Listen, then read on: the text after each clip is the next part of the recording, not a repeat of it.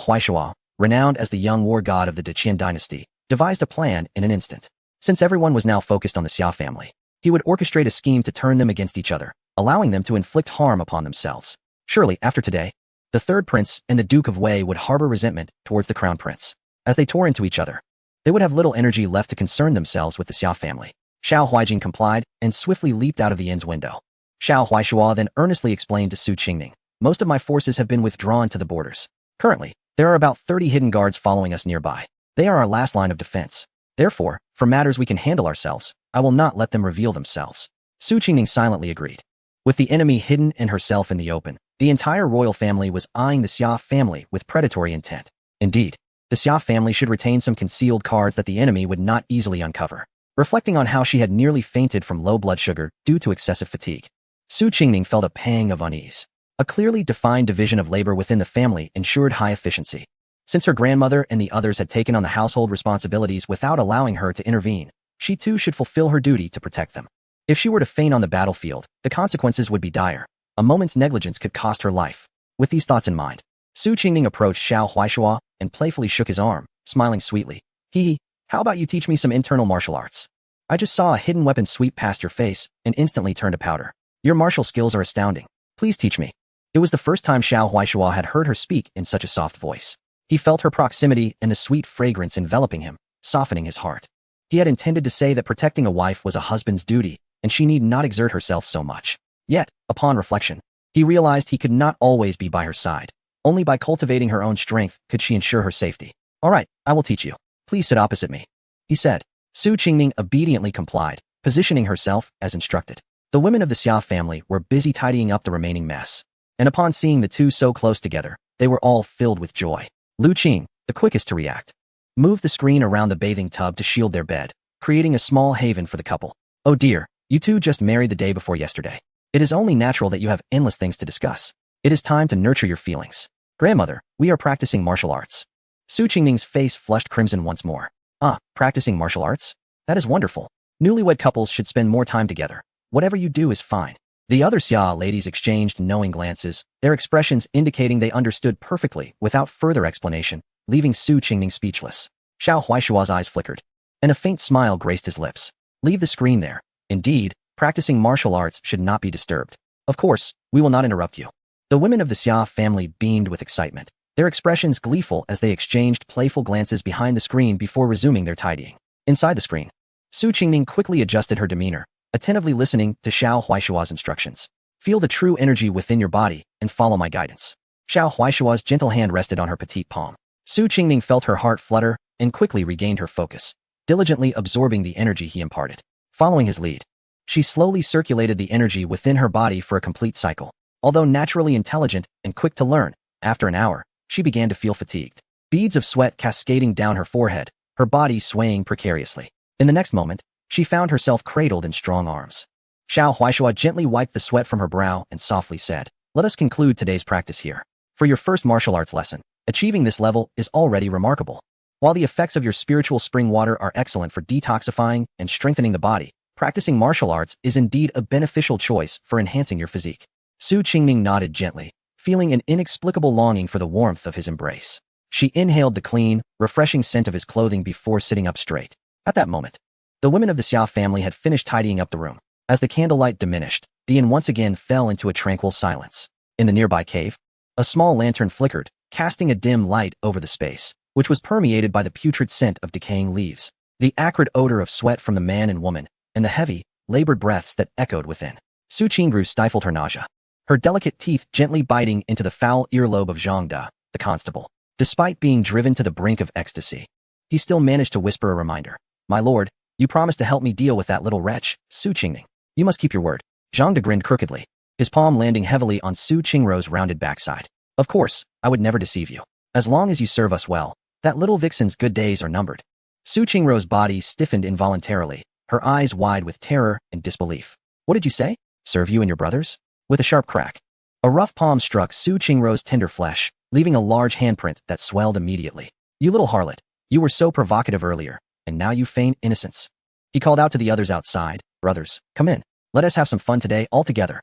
A scream of terror echoed through the cave as Su Qingru saw the three men enter. their greedy eyes surveying her as if they were about to devour her whole. Panic-stricken, she scrambled to escape. But in an instant, she was seized by a constable at the entrance and thrown heavily to the ground. Before she could recover from the agonizing impact, she was met with several lashes. "You little wretch, you came running here to serve us. So what is the harm in serving a few more? Please, let me go. If my father finds out, he will not spare you." The four constables roared with laughter, doubling over in mirth. Does she think her father is still a prime minister? He has to heed our words now. He wouldn't dare to cause us trouble. I suggest you be wise and endure less suffering. Despairing, Su Qingru lacked the strength to resist any longer. The cave descended into a new wave of brutal, bloody humiliation. 2 hours later, when Su Qingru felt utterly exhausted, the four constables finally ceased their torment. Leaving her in a state of disarray, Zhang De carelessly tossed a handful of coins onto her belly. "Not bad. We'll continue tomorrow." A shiver ran through Su Qingru, tears streaming down her cheeks. Despite her condition, she weakly clutched Zhang Da's sleeve, breathlessly reminding him, "You promised to help me deal with Su Qingning." Irritated, Zhang De swatted her hand away. "Rest assured, today marks the end of her good days. As long as you keep us satisfied, you will have your rewards." The constables strode away, boasting and laughing as they went. "I heard her mother was the famed courtesan, Qin Jiaojiao, from the capital? No wonder she was so brazen on her first encounter. Qin Jiaojiao is quite lovely. Perhaps we'll get a chance to sample her too? I say. Her sister Su Qingning is the most beautiful. I have never seen anyone more exquisite. That's simple. No matter their past nobility, they are all mere exiles now. We'll take turns enjoying them." The four men displayed an air of confidence, as if they could already envision the day when the women of the exile would be at their feet, especially Su Qingning, who always held herself so high. What would it feel like to see her humbled beneath them? Su Qingru listened quietly to their lewd banter, her heart swelling with rage. She fervently wished for the constables to fulfill their words and disgrace Su Qingning swiftly. Why should Su Qingning, also a daughter of the Su family, enjoy the protection of the Shao family while she was left to curry favor with the constables with her body? Why should it be so? Amidst the filth and bruises that marred her body, Su Qingru erupted into a fit of manic laughter. "Su Qingning, you will be as tainted as I am. I shall see what grounds you have to look down upon me then." The next day, before dawn broke, Su Qingning awoke to find herself not in her own bed, but nestled in the arms of Xiao Huaishua, momentarily stunned. She recalled how the temperature had dropped the previous night, and in her drowsiness, she had unconsciously sought warmth. As she shifted, she realized she had inadvertently snuggled deeper into his embrace. This was her first experience sharing a bed with a man, and she felt a wave of discomfort wash over her. Blushing, she struggled to sit up. "I'm sorry, I didn't mean to." At that moment, Xiao Huaishua opened his eyes. Noticing her movement, a shadow flickered across his gaze. "It's all right, couples are meant to share a bed." As the implication dawned on them, both their faces flushed with color. Before long, the rest of the Xiao family awoke. After a brief tidying up, they hurried to the kitchen to prepare breakfast. Zhao Jinhai and Li Yang, upon waking, found the inn restored to its former state, as if the carnage from the previous day had never occurred. They exchanged looks filled with astonishment and disbelief, quickly reverting to their usual demeanor as if nothing had happened. Seeing Lu Qing and others busy in the kitchen, Li Yang approached with a piece of cured meat and a pound of rice in hand. "Old madam, thank you for the braised pork yesterday. My brother and I have never tasted anything so delectable in the capital. This is just a token of our appreciation. I hope you won't mind." Although Lu Qing was aware that the two had allied with her granddaughter, she felt uncomfortable accepting their gift. After several refusals, she eventually relented. "Very well. You can look forward to my special cured meat porridge." Li Yang was delighted. His offer of food was both a sign of respect towards the Shao family and a desire for closeness, but also a recognition of how delicious the meals prepared by the Shao women were. After several journeys of exile, he had never experienced such good food. Excitedly, he also gathered several buns and steamed buns meant for the constables. The Shao women were quite adamant about not allowing Su Qingning to do any household chores, leaving her feeling rather helpless. Determined, she ventured up the mountain alone to gather wild vegetables and herbs, even successfully capturing 2 rabbits and a wild chicken. Knowing that not every resting place along the road would provide the cover of the forest, she thought it prudent to prepare her midday meal in advance. The other exiles, seeing her return laden with bounty, rushed into the woods, only to emerge shortly after, empty-handed and disheartened. Many could not bear to see the Shao family living so well and whispered curses, while others were consumed with envy, wondering how it was that the Shao family had been fortunate enough to marry such a capable bride from the Su family. Before long, the women of the Shao family prepared a simple yet delicious breakfast spread. The perfectly cooked lard meat porridge exuded an enticing aroma, complemented by a few plates of cold wild vegetables that made one's mouth water. Several officials who were on friendly terms with Zhao Jinhai and Li Yang received an invitation from Lu Qing and gratefully took their seats. Behind Zhang De followed 3 subordinates with dark circles under their eyes, who sat down without uttering a word. Zhang De cast a disdainful glance at the Shao family nearby and brought the bowl of porridge to his lips. "How rare it was for exiles to dine at the same table as us. In the next moment, a sudden sense of crisis washed over him, sending a chill down his spine. A gust of wind unexpectedly swept through, knocking over the chopstick holder before him. 2 chopsticks shot out, aiming directly at his eyes. Chapter 30. I call you despicable. The force of the wind was astonishing, as the chopstick struck Zhang De and snapped in two, leaving a large, dark purple bump on his forehead. Who dared to attack me? The porridge spilled all over him. Ignoring the mess, he banged the bowl on the table and leaped up. Zhang De scanned the room, but everyone wore expressions of shock, seemingly unconcerned. Meanwhile, Xiao Huaishua calmly sipped his porridge, never once glancing in his direction. Zhang De, frustrated at being unable to identify his assailant, became even angrier upon seeing Xiao Huaishua's aloof demeanor. Suppressing the pain, he pointed at him and shouted, Xiao Huaishua, it must be you. You are the only one skilled enough in martial arts here. Who else could it be? How dare you strike an official? Xiao Huaishua, uninterested in Zhang De, coolly replied. The chopsticks that attacked you flew from directly in front of you, while my family and I are shackled and seated to your right. Pray tell, how could I have assaulted you? Zhang De looked at the empty space before him, his spine tingling with fear. Yet, feeling that he had lost face to Xiao Huaishua, he was determined to retaliate. Is this how an exile speaks to an official? It seems that if I do not teach you a lesson today, you will not know your own weight. Aware that he was no match for Xiao Huaishua, he waved his hand toward his companions. Seize him, drag him away, and give him 50 lashes first. Enough. Before they could act, Zhao Jinhai's stern voice rang out, halting them. Zhao Jinhai was sweating nervously, realizing that these men were courting death. Had they witnessed the ruthless demeanor of the living Yama the day before, they would not be so brazen today. Zhao Jinhai, seemingly anxious that Su Qingming would doubt his competence, hastily said, Zhang De, your position directly faces the window. Perhaps the wind just now inadvertently affected you. I saw that the Xiao family was eating. They did not lay hands on you. Noticing Zhang De still glaring at the Xiao family, he coldly ordered, this meal was prepared by old Madame Xiao, inviting us to dine. Your breakfast is over there. What are you saying? Zhang De looked at Zhao Jinhai, disbelief etched on his face. They had made this journey several times. Although Zhao Jinhai was his superior, he had never cared about him bullying the lowest of the exiles. Why was the approach different when it came to the Xiao family? Zhao Jinhai glared at Zhang De, assuming an authoritative stance. I said to get out. Zhang De reluctantly walked to another table, casting a fierce glare at the Xiao family before leaving. The breakfast prepared for the officials consisted merely of plain rice porridge and steamed buns, lacking the fragrance of the Xiao family's meal. Previously dismissive of the lard meat porridge, they now found themselves unable to partake in it. On the other side, in the Su family, since Aunt Shin's face had become covered in pus-filled wrinkles, Su Bingxing had shown her little regard. Heartbroken, she no longer wished to part with her money to support the other members of the Su family, only wanting to ensure the safety of her 2 children until they reached the place of exile. Early that morning, Aunt Shun had bought 2 steamed buns, soaked them in hot water to make a mush, and divided it into 3 bowls for herself and her children's breakfast. Su Qingji, having been pampered since childhood, had never endured such hardship. Looking at the gooey substance before him, he retched and angrily smashed the bowl on the floor. I refuse to eat this disgusting stuff.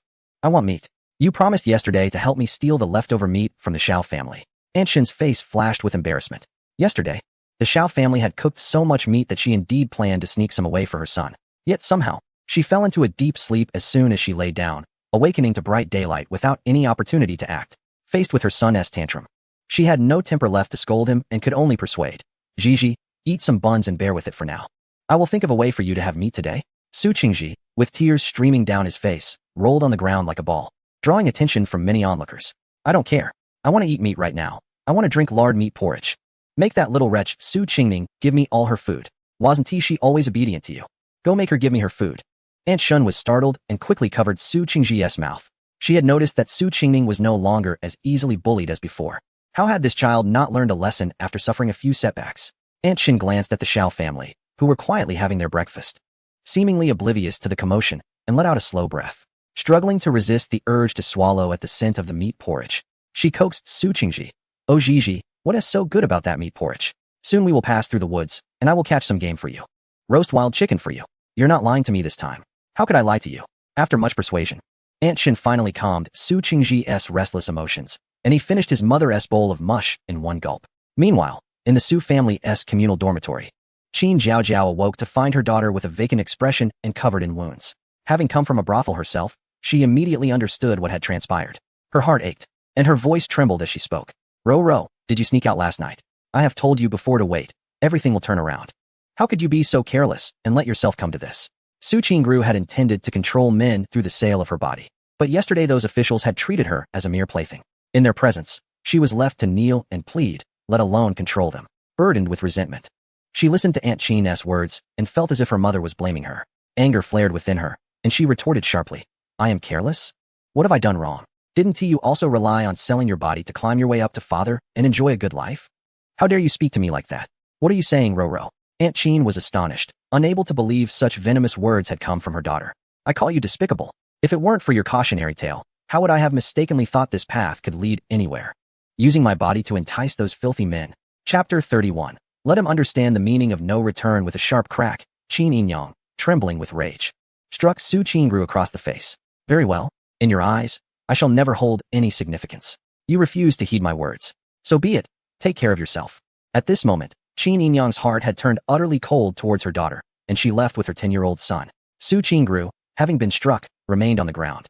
Unable to rise for quite some time, she felt an overwhelming sense of grievance, questioning why the world seemed to conspire against her. As she caught sight of Su Qingning, blissfully seated among the Xiao family, enjoying a rich meat porridge while being served by eager relatives, her feelings of indignation reached a fever pitch.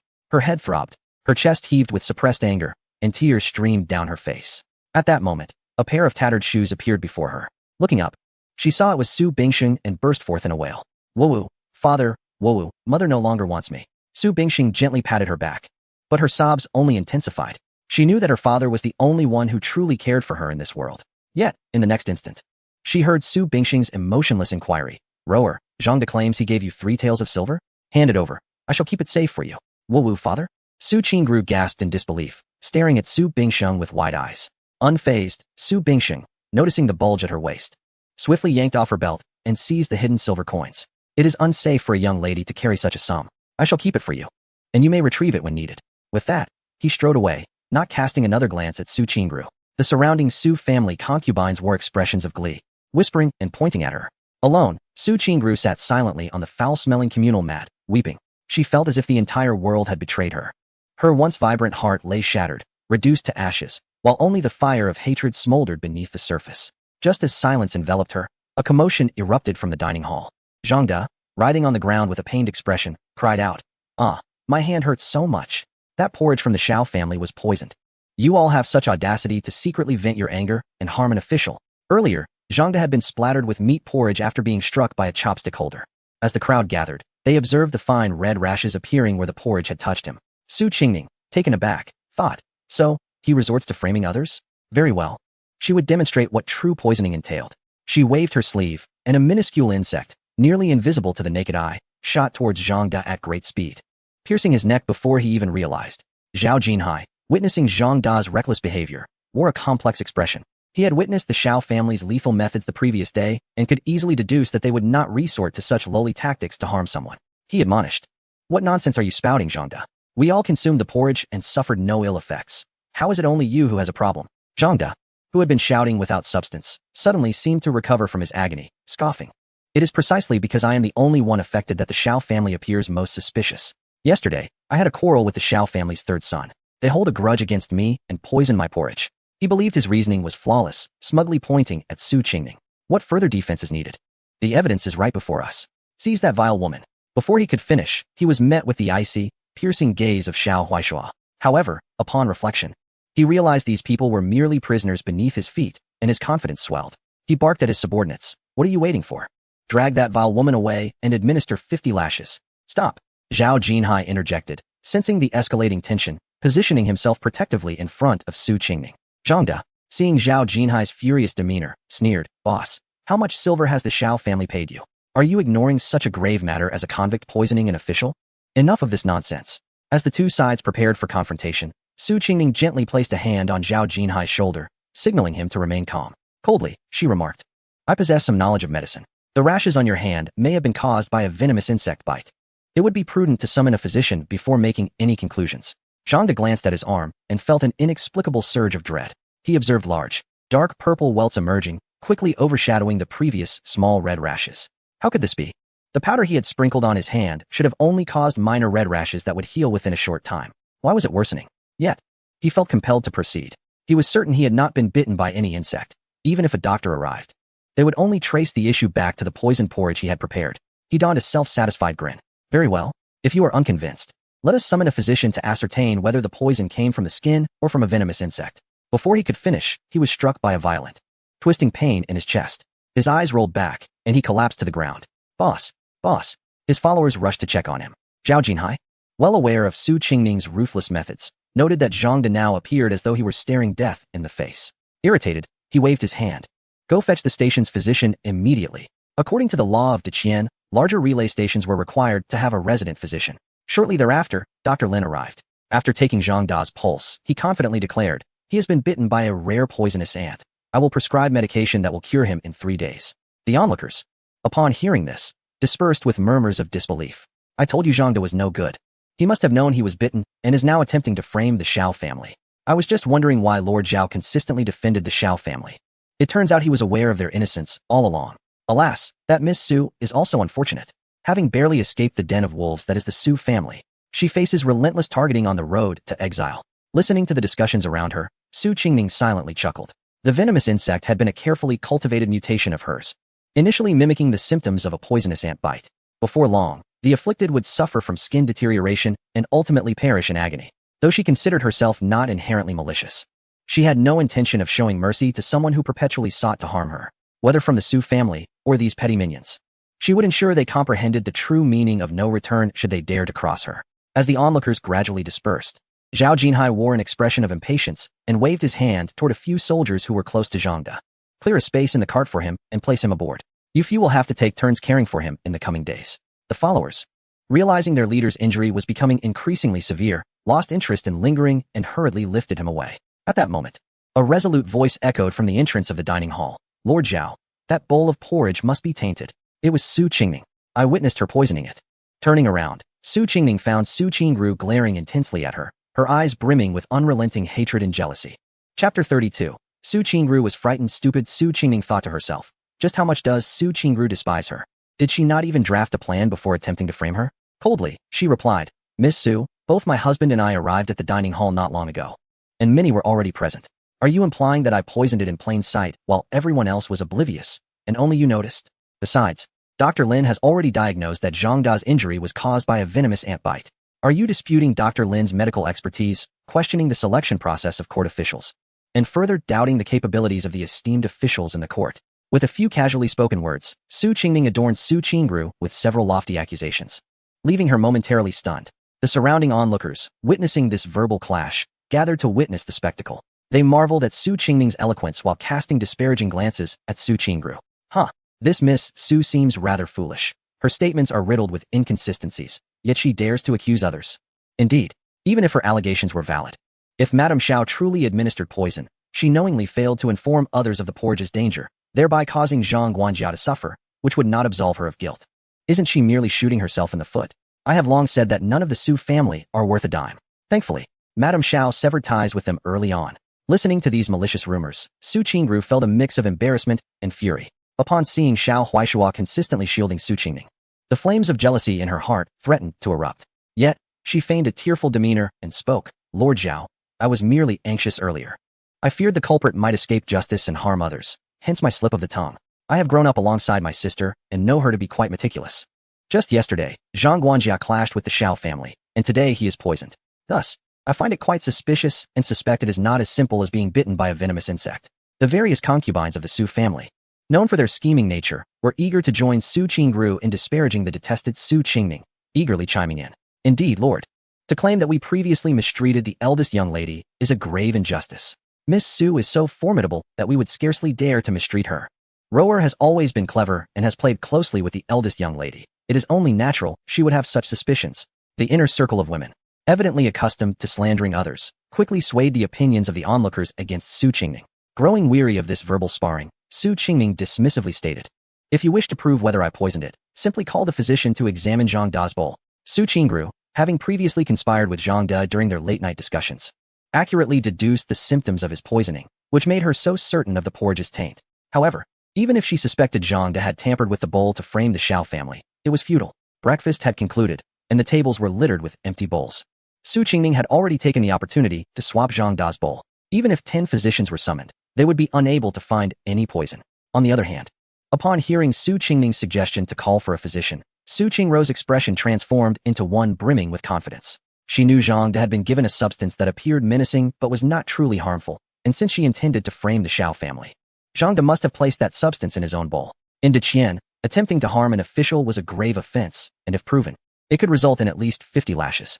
If the physician found any powder in Zhang Da's bowl, Su Qingning would undoubtedly face dire consequences. Unable to contain her glee, Su Qingru envisioned Su Qingning being battered and bruised, incapacitated, and scorned by the Xiao family, leading a life worse than her own. Before long, the physician arrived.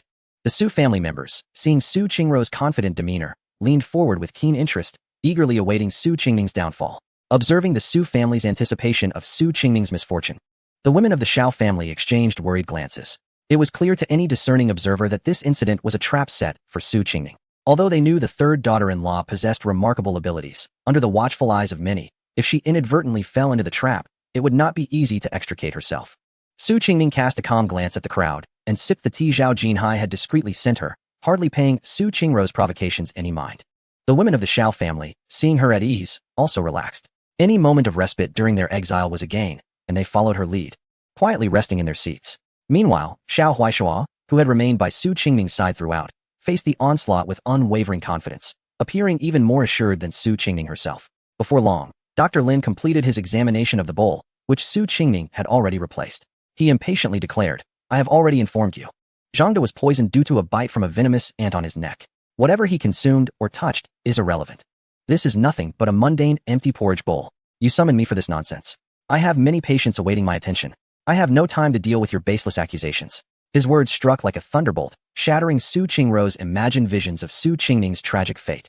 Her eyes widened in disbelief, as if she could scarcely endure the blow and was on the verge of collapse. Impossible. Absolutely impossible.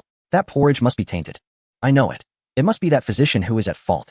Su Qingning must have bribed him to obscure the truth. Witnessing her publicly tarnish her own reputation, Dr. Lin was furious and retorted, "You insolent girl. I, Lin Yongmao, have practiced medicine for 20 years without error. Why would I tarnish my name for a few coins? I suspect you have consumed too much refuse and are now hurling filth at others at dawn." At his declaration, the crowd erupted in astonishment. It is the renowned physician Lin Yongmao. His medical skills are extraordinary and renowned throughout the land. Who would have thought he would be stationed at this humble inn? It is said that a wealthy merchant once offered him 10,000 taels of gold to concoct poison, yet he refused, unwilling to harm others. If he disregarded 10,000 taels, why would he tarnish his name for a mere few coins? The old gentleman, incensed, inadvertently revealed his name, swaying public opinion in his favor. Su Qingru, momentarily overwhelmed by the public's condemnation, appeared utterly flabbergasted. With a continuous murmur, she exclaimed, "It is impossible. That porridge must be tainted. Lin Yongmao is an upright person and cannot abide such deceitful individuals." He coldly remarked, "Humph. How can you be so certain that the porridge is poisoned, you vile girl? Could it be that you are the one who poisoned it? Yet, for some reason, you yourself do not know why it failed, and now you wear that incredulous expression?" Chapter 33. Su Qingru's revelation of multiple partners. Upon hearing these words, all eyes in the room swiftly turned to Su Qingru. The women of the Xiao family, long dissatisfied with her relentless bullying of Su Qingning, were eager to join in the fray. I recall that yesterday, Officer Zhang repeatedly made lewd remarks towards Su Qingru. Could it be that she harbored resentment and decided to poison him? Second sister-in-law Jiang Xinyue slapped her forehead, seemingly recalling something. "I indeed saw a shadow slip into the kitchen last night when I got up. Upon reflection, that must have been Su San." Lu Qing, equally incensed, gritted his teeth, as if preparing to wield his cane against Su Qingru. "So, it turns out you are the culprit.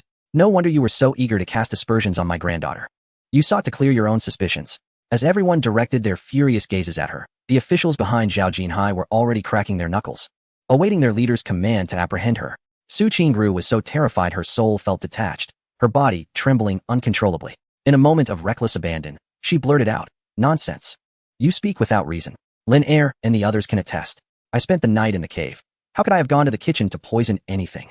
Upon uttering these words, the dining hall fell into a profound silence. Lin Er and the cave, coupled with the myriad of red and purple marks on Su Qingru's body.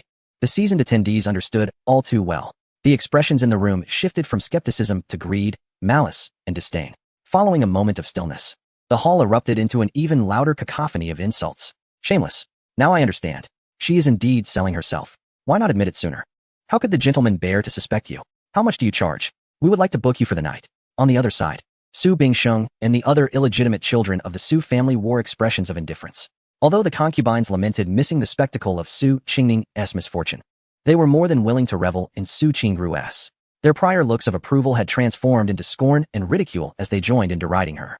Standing at the eye of the storm, Su Qingru felt as if her last vestige of dignity had been stripped away, her internal defenses crumbling into ruins. With a heart-wrenching cry, she fled outside. Meanwhile, Aunt Qin, who had been hiding in the crowd, shed tears, glaring fiercely at the Xiao family before rushing out after her.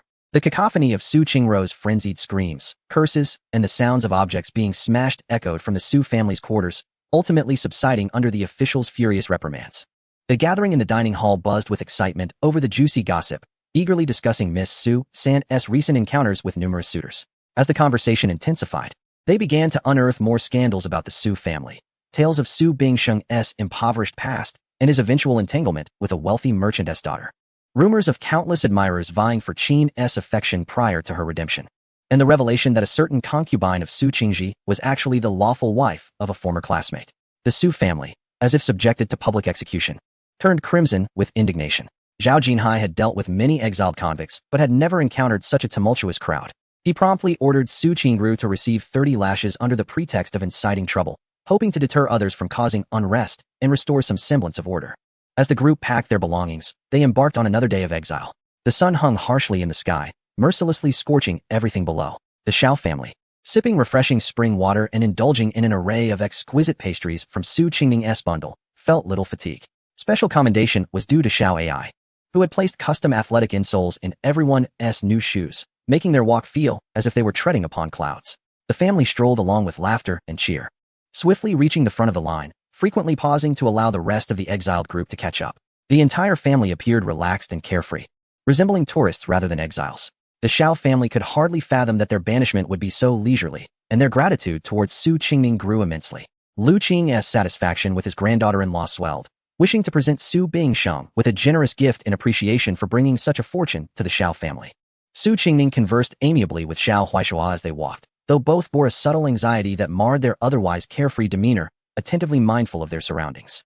Many in the exile group observed the Xiao family with suspicion, perplexed by their remarkable stamina. After scrutinizing them for a while and finding no flaws, they attributed the family's vitality to their warrior lineage and continued trudging along in hardship. Conversely, the Su family could only be described as a pitiful sight. Having been subjected to public humiliation, they now faced the ridicule and disdainful gazes of others while enduring a grueling journey that was physically and mentally taxing. Each person moved like a ghost, barely advancing, relying solely on their dwindling willpower. After 2 hours of walking, Zhao Jinhai finally found a patch of ground for everyone to rest. This time, the resting spot was indeed devoid of trees. The Xiao family immediately took out several pieces of game that Su Qingning had prepared in the morning and roasted them. It must be said, second sister-in-law's culinary skills were exceptional. Coupled with the seasonings provided by Su Qingning, the flavors rivaled those of a modern night market barbecue. And Su Qingning could hardly stop eating. Naturally, the glances of the Su family, who were left with only steamed buns to gnaw on, only made the meal taste even better. After enjoying their meal and resting for a while, Su Qingning was beset by a nagging sense of foreboding, continually scanning the terrain around them. According to the original plot, the exile group would soon encounter a landslide on the official road just outside the capital, resulting in many casualties. For reasons unknown, Zhao Jinhai had chosen to avoid the perilous road today and instead opted for a secluded path. Logically, as they distanced themselves from the landslide's location, their safety should have increased, yet Su Qingning remained uneasy. Xiao Huaishua seemed to have sensed something amiss as well. They exchanged knowing glances and approached the suspension bridge that the exile group was about to cross. The path they were currently traversing was indeed shorter. This suspension bridge spanned a chasm hundreds of feet deep, having the distance from Longda Prefecture to Xiangzhou. Once they crossed the bridge, it would be less than 40 miles to the next city. However, under the scorching sun, as they carefully examined the cliff base, they spotted glimmers of weapons reflecting light. An ambush awaited them. Chapter 34. Can Xiao Huaishua hear my thoughts?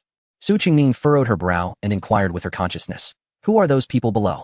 Xiao Ai's response was fragmented. Su Jia. They seem to be sent by the Dog Emperor. He has been desperately seeking something of great importance from your husband. But he hasn't found it yet, so he intends to eliminate your husband, ensuring that the item remains unattainable for anyone else. Those people at the edge of the cliff are waiting to see if you survive before striking again. And they are also hoping to find that item on your husband's corpse. Su Qingning remarked. Why do you look as if your life is hanging by a thread? Xiao Ai's screen flickered and her voice returned to normal. Su Jia, it seems I can only report situations within a radius of 50 meters. Beyond that, I lose signal. It was no wonder Xiao Ai could report on Su Qingru's betrayal, but failed to warn them about the attack from the Heifeng riders. Then, Xiao Ai's voice took on an enticing tone. Su Jia, hurry and complete your tasks to level up. The higher you ascend, the further I can report on situations. I can unlock large racetracks, Lingbao Mountain, armories, food production factories. There's nothing you can't achieve. Her tone was indistinguishable from that of certain overzealous marketing mentors. Su Qingning replied, understood, you may leave. Though this little system was fond of weaving dreams. Attaining a higher level could indeed lead her to a life of ease and luxury. This narrative diverged significantly from the original text. It seemed her actions had incited greater urgency in the old emperor to eliminate Xiao Huaishua, thus leading them down this perilous path for an ambush. Observing the several hundred exiles resting on the ground, Su Qingning could not help but gasp. Most of these individuals were elderly, weak, women, and children. The old emperor was willing to sacrifice these hundreds of lives for Xiao Huaishua. Is this what humanity is capable of? Surely even beasts possess more conscience. Beside her, Xiao Huaishua had just completed his inspection of the suspension bridge and surrounding terrain, stating coldly, someone has tampered with the chains in the middle of the bridge. Once we proceed, the chains will not be able to bear the weight and will snap, causing everyone to plunge into the abyss. And there are others waiting in the valley below, ready to strike if we survive. Su Qingning exclaimed in shock. She almost suspected that Xiao Huaishua could hear her thoughts. No, it was even more detailed than her own inner voice. Is the god of war truly this formidable? Can he detect issues with the ropes from such a distance? Seeing her expression, Xiao Huaishua couldn't help but smile. Do you think the battles I fought over the years were in vain? I can easily see through this minor trick. He was still getting accustomed to being a husband. Every time he uttered those words, his earlobes would involuntarily flush. Su Qingning, intrigued, smiled and continued to probe. Who do you think is behind this? Most of the third prince's subordinates were incompetent sycophants, while the crown prince himself was foolish, leaving his minions to act in a cunning and treacherous manner, reminiscent of the old emperor's dragon hidden guards. Su Qingning felt compelled to applaud him. As expected of the original male lead, his intellect surpassed that of others. She continued, currently, various factions are eyeing us with hostility, and we must not reveal our strength too soon. It would be prudent to change routes discreetly. Indeed, Xiao Huaishua acknowledged, casting a commendatory glance at Su Qingning. You were previously focused on the official road, but that path has its own issues? Yes, Su Qingning replied, somewhat apprehensive about Xiao Huaishua's perceptiveness. I possess some knowledge of surveying geography. Earlier this year, when the crown prince was establishing his palace, he cleared the forests around Shaoyang Mountain, which already had unstable terrain. This morning, I noticed unusual behaviors among various animals and insects in the area, suggesting an imminent geological upheaval. It is highly likely that a large-scale landslide will occur at Shaoyang Mountain, affecting those on the official road. Xiao Huaishua regarded her with focused seriousness, never doubting her words. He simply said, good.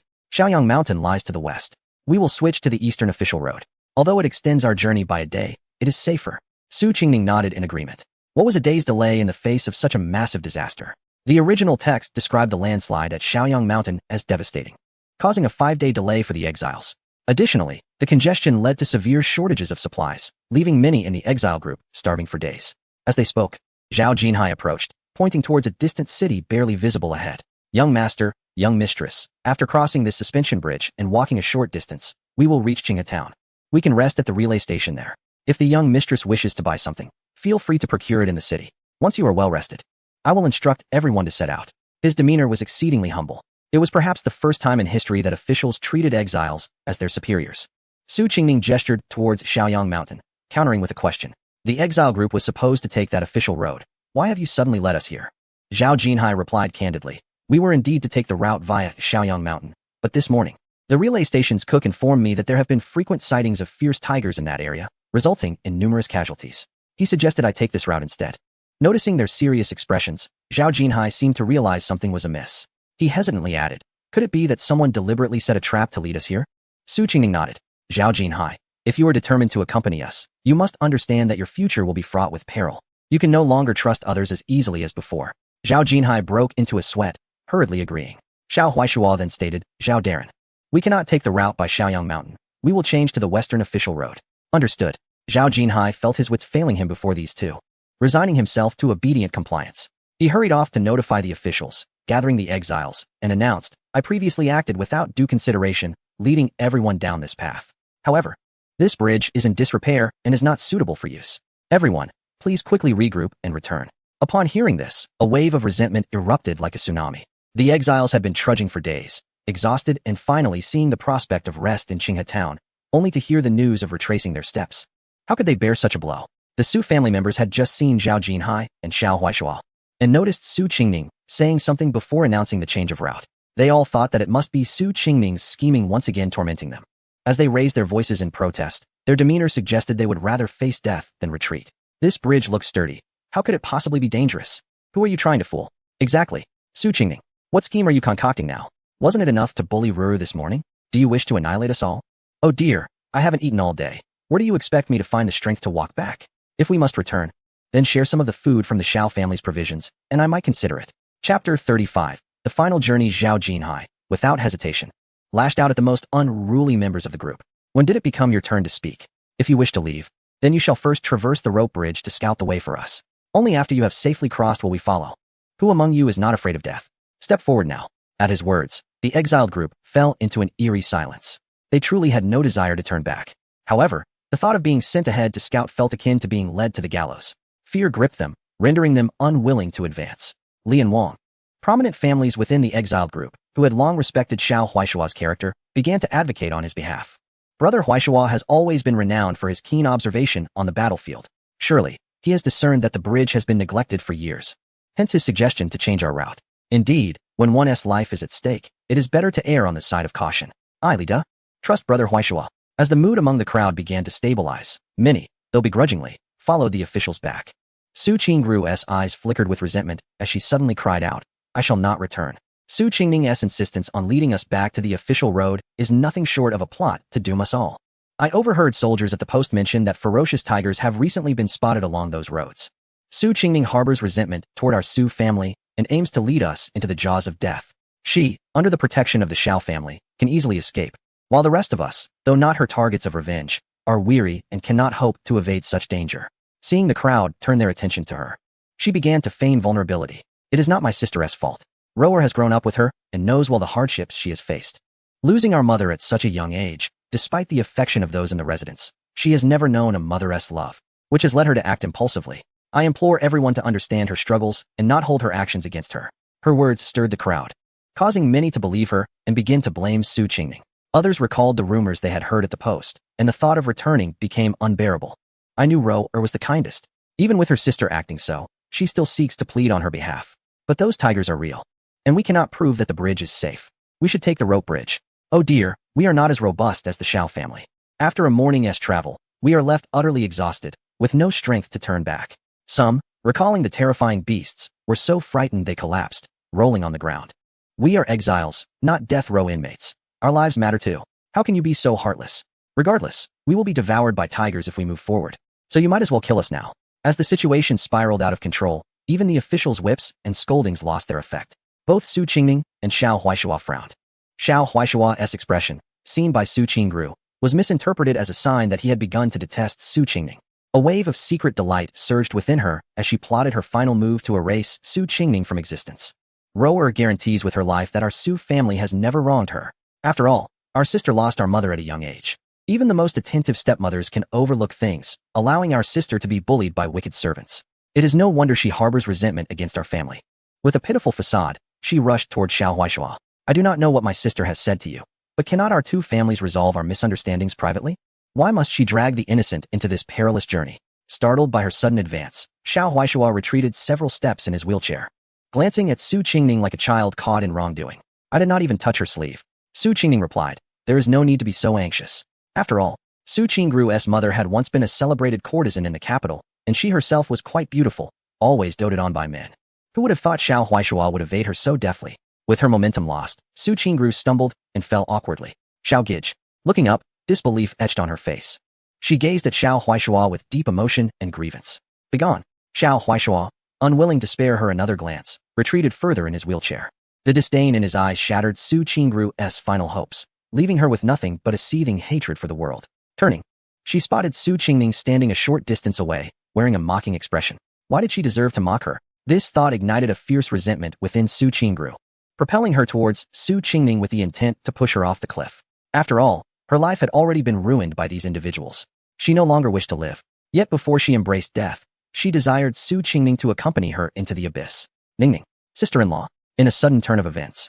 The Xiao family members, witnessing the unfolding chaos, rushed towards Su Qingning, desperate to save her. Ha ha ha, Su Qingning, perish. Su Qingru's face twisted into a maddened expression, reveling in the thought that she, a daughter of the Su family, would not be forced into the dirt while Su Qingning remained elevated. She would ensure that Su Qingning met the same fate as herself, falling into the depths, shattered and broken. As Su Qingru's hand neared Su Qingning, she felt her emotions peak, nostrils flaring, eyes wide with intensity. Suddenly, she heard Su Qingning's eerily calm voice. Dear sister, do you wonder why I have stood at the edge of this cliff?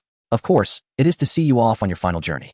Chapter 36. Su Qingru's demise. Su Qingru was stunned, her eyes nearly bursting with shock. In an instant, countless thoughts raced through her mind. What was Su Qingning implying? Was she intentionally luring her forward? Was she truly attempting to kill her? She could hardly fathom how the once timid Su Qingning, who had been a target for everyone's scorn, had transformed into such a formidable adversary. At that moment, her heart plunged into terror, yearning to escape Su Qingning's grasp. Yet, she could not halt her momentum and could only careen forward. A radiant smile blossomed on Su Qingning's face as she prepared to send her dear sister off.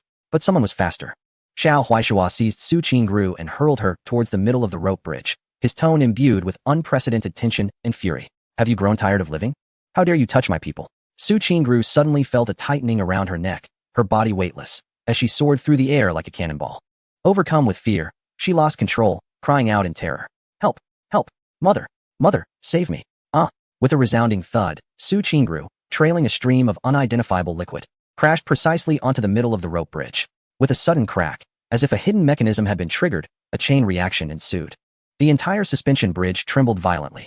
In that moment, several chains as thick as a child's arm snapped simultaneously, and the bridge, spanning 100 zhang, abruptly fractured with a resounding crash. Help! Save me! Su Qingru, still reeling from the impact that caused her body immense pain, had yet to grasp the gravity of the situation before she plummeted into the unfathomable abyss below alongside the broken bridge. How tragic! Su Qingning leisurely cracked sunflower seeds, her eyes devoid of any remorse. Had it not been for the change of heart in the original body, she would have perished countless times at the hands of the Su family. What was her retribution against Su Qingru worth? In the next instant, she was yanked off balance and fell into the solid embrace of Xiao Huaishua. Su Qingning, how dare you be so reckless? Are you attempting to take a life in a different manner? Must you place yourself in such peril? Su Qingning felt herself tightly held in his arms, his heart racing with palpable anxiety, his palms damp with perspiration. The tremor in his voice resembled a plea rather than a reprimand. Only then did Su Qingning realize that she had frightened Xiao Huaishua. Embarrassed, she touched her nose. In her previous life, as a veteran of the Special Forces, she had been confident in luring Su Qingru to her own demise, assured of her own safety. Yet, she had forgotten that she was now a person with familial ties, and her actions should consider the feelings of her loved ones. She could no longer act so whimsically. Nestled in Xiao Huaishua's embrace like a small kitten, she rubbed against his firm chest, feeling a pang of guilt as she sweetly declared, I understand my mistake. Next time someone bullies me, I will simply bury them and avoid all this unnecessary theatrics. As Xiao Huaishua felt the warmth of her presence, his racing heart gradually calmed. Seeing Su Qingning's pitiful demeanor, he could not bear to scold her further and gently patted her back. Oh, Ningning, are you all right? Did you hurt anywhere? You nearly frightened your grandmother to death. Please do not venture so close to the cliff again. At that moment, the members of the Xiao family rushed in a flurry. Grandmother, mother, sisters, I am fine. Seeing Su Qingning smile mischievously at them, they seemed to guess her intentions but could not suppress their concern for her. The Xiao family loathed Su Qingru, believing her to be deserving of her fate. They cast no more glances at the broken bridge, hastily pulling Su Qingning and Xiao Huaishua away from danger. Reflecting on how ruthless the Su family had become, they sympathized with Su Qingning, imagining her previous life in the Prime Minister's residence must have been dreadful. They fussed over her, offering water and comforting words, encircling her like stars around the moon. Meanwhile, the exiled group stood in shock at Xiao Huaishua's swift and lethal approach. Aunt Qin froze for a moment before frantically leaning over the cliff, calling out, Ah, rower, my rower, can you hear me? Yet the abyss responded only with swirling mist and echoing silence. Consumed by hatred, Aunt Qin lost her rationality, transforming from a timid soul into a raging beast. Her eyes bloodshot as she lunged at the Xiao family. You killed my rower. Return her life to me. I will kill you. Alas, before she could reach them, Zhao Jinhai and his men dragged her away. You wretched woman, what are you howling about? That little wretch had a heart as black as coal. Her death is merely deserved. If you keep screaming, I'll throw you down there to join her. Aunt Qin struggled desperately against her captors, but was met with fierce blows. The dual agony of her mind and body left her utterly exhausted, collapsing onto the ground. Her eyes filled with venomous hatred as she glared at the Xiao family, who were comforting each other. On the Su family's side, the others were equally petrified by Xiao Huaishua's ruthless demeanor. Since losing his manhood, Su Qingji often struggled to hold his bladder, and now, trembling with fear, he soiled his trousers. The concubines quaked like leaves in the wind, though they had previously squabbled like hens in the Prime Minister's residence. Facing a general who had vanquished thousands rendered their antics childlike. Recalling Su Qingru's last anguished scream and her contorted face, they felt their legs weaken, nearly collapsing. They finally realized that while Xiao Huaishua shared their status, he was, in truth, a formidable war god of Deqian, possessed of both wisdom and martial prowess far surpassing that of ordinary men. Not everyone could provoke him without consequence. Su Bingxing was also deeply shaken by the earlier scene. Although he lamented the loss of Su Qingru as a source of profit, he dared not confront Xiao Huaishua. Even as Xiao Huaishua's gaze swept over the crowd, he shivered and retreated further into the throng. The rest of the exiles were equally stunned by Xiao Huaishua's actions. Gazing into the abyss, their legs grew weak, and they silently rejoiced that they had not previously conspired against the Xiao family alongside the Su family. Several exiles noted that the bridge had collapsed the moment Su Qingru stepped onto it. They silently expressed gratitude to Xiao Huaishua and Su Qingning, realizing that had they not detected the bridge's instability, they would have perished along with her. Yet, a few among them continued to harbor disdain for the Xiao family. Now that the warnings had materialized, they merely attributed it to luck. However, after witnessing Xiao Huaishua's methods, they refrained from voicing their thoughts, only daring to grumble internally. Zhao Jinhai, observing the previously unruly crowd now subdued, could not help but admire Xiao Huaishua's decisive measures. He cracked his whip and declared, Su Qingru's attempt to harm others resulted in her unfortunate fall. We shall now redirect westward along the official road. Who dares to object? Step forward. Silence fell. The sound of a pin dropping could be heard. Many began to genuinely respect Xiao Huaishua and Su Qingning, and at this moment, none dared to argue. The others, fearful, held their breath, terrified of inadvertently making a sound that might signal dissent and earn them the same fate. Only a few brave souls muttered quietly that with the bridge down and danger looming, it might be better to return to the post for a couple of days. Yet, in the next moment, the ground trembled. The distant Shaoyang mountain collapsed with a thunderous roar, affecting the post where they had previously stayed and the eastern road. Help! The earth is shaking. Shaoyang mountain has fallen. Chapter 37. It was Madame Xiao who saved everyone. Su Qingning had anticipated the earthquake that would occur that noon and was mentally prepared. Moreover, during her time with the special forces, she had acquired much knowledge on rescue operations during disasters. It was precisely because she observed that the mountain where they currently resided was situated a considerable distance from the seismic epicenter, and that its geological structure was stable, devoid of loose rocks that could lead to landslides, that she did not hastily urge everyone to evacuate. Witnessing the crowd in a state of frantic panic, like ants on a hot pan, she coldly commanded, those who wish to survive should heed my words. We are far from the epicenter, and the danger is minimal. Remain calm. The group promptly bowed their heads and crouched down, using their bundles or hands to shield their heads. The members of the Xiao family were the first to respond. Xiao Huaijin quickly lifted Xiao Huaishua from his wheelchair, adjusted his position, and laid him on the ground. He, along with his grandmother and the other sisters-in-law, composedly followed the instructions given by the third sister-in-law. Zhang Qinxue also shielded Xiao Qingyao behind her, joining in the collective action. The young girl was terrified, her eyes brimming with tears, yet she stifled her cries. Most of the individuals in the Exile group were accustomed to a life of luxury in the capital. This was their first encounter with such a grand-scale natural disaster, and they were utterly terrified. However, Su Qingming's voice resonated with calm authority, inexplicably quieting the hearts of all present, compelling them to instinctively follow her lead. After approximately 2 minutes of tremors, the ground finally settled. The expressions on everyone's faces reflected a profound sense of relief, with some daring souls rising to their feet. She sharply admonished, maintain your positions and do not move. Aftershocks may occur. In her urgency, she assumed the commanding demeanor of a chief medical officer from a special operations unit, her tone imbued with an undeniable sense of authority that intimidated all into submission. Zhao Jinhai, who was crouched nearby, could not help but feel a deep admiration. Even when he wielded his whip to threaten, he struggled to control the exiles. Yet here was Xiao Xiaofu's wife, with just a few words, silencing them all. Suddenly, a piercing scream shattered the air. Ah, my link. A fresh wave of aftershock struck, causing the Li family's young mistress to lose her balance, and the infant in her arms tumbled out. It appeared that the child would roll down the slight incline, ultimately crashing into the hard rocks at the bottom of the slope. Su Qingning could not bear to see such a small child get hurt. Fortunately, the infant was not far from her. She dashed forward, swiftly retrieving the child. Woo-woo, Langer, it's all my fault, cried the young mistress of the Li family, her heart finally at ease upon seeing her child rescued. Fearing that her own instability might cause trouble for others, she refrained from rushing over, maintaining the posture Su Qingning had instructed, awaiting the end of the aftershocks. After a while, the ground returned to tranquility. Su Qingning then commanded the group to rise slowly. Li Wenbo, the eldest son of the Li family, along with his wife, rushed towards Su Qingning, eager to kneel and express their gratitude for saving their child, which they felt had, in turn, saved their entire family. Madam, your immense kindness is beyond our ability to repay. Should you ever require anything, I, Li Dei, shall not hesitate. It was merely a small effort, Li Darling. Please rise, she replied. Li Wenba had been the top scholar in the imperial examination 2 years prior, but had fallen into disgrace after penning a piece criticizing the emperor's neglect of state affairs, resulting in widespread outrage and his subsequent exile. Su Qingning's act of saving the child was spontaneous, and she had no intention of complicating matters for such a righteous individual. So she promptly pulled them to their feet. After the Li family departed, the Wang family members quickly followed suit, bowing in gratitude to Su Qingning. They recognized that, during the earthquake, none had prior experience in handling such a calamity. With so many exiles gathered in one place, the risk of a stampede was high, which could lead to further casualties. Even if they had narrowly escaped being trampled, there was still the danger of being struck by nearby rocks or losing their way in the forest due to panic. It was Su Qingning's few words that had saved them all. The head of the Wang family, Wang Hongwen, was a rising military officer who had fallen victim to his colleagues' ostracism due to his dissatisfaction with corrupt superiors. He held the Xiao family in high regard, and witnessing the bravery and wisdom of Xiao Xiaofu's wife only deepened his admiration. The other exiles, feeling as though they had narrowly escaped death, collapsed onto the ground, exhausted. They all understood that without Su Qingning, their plight would have been far worse.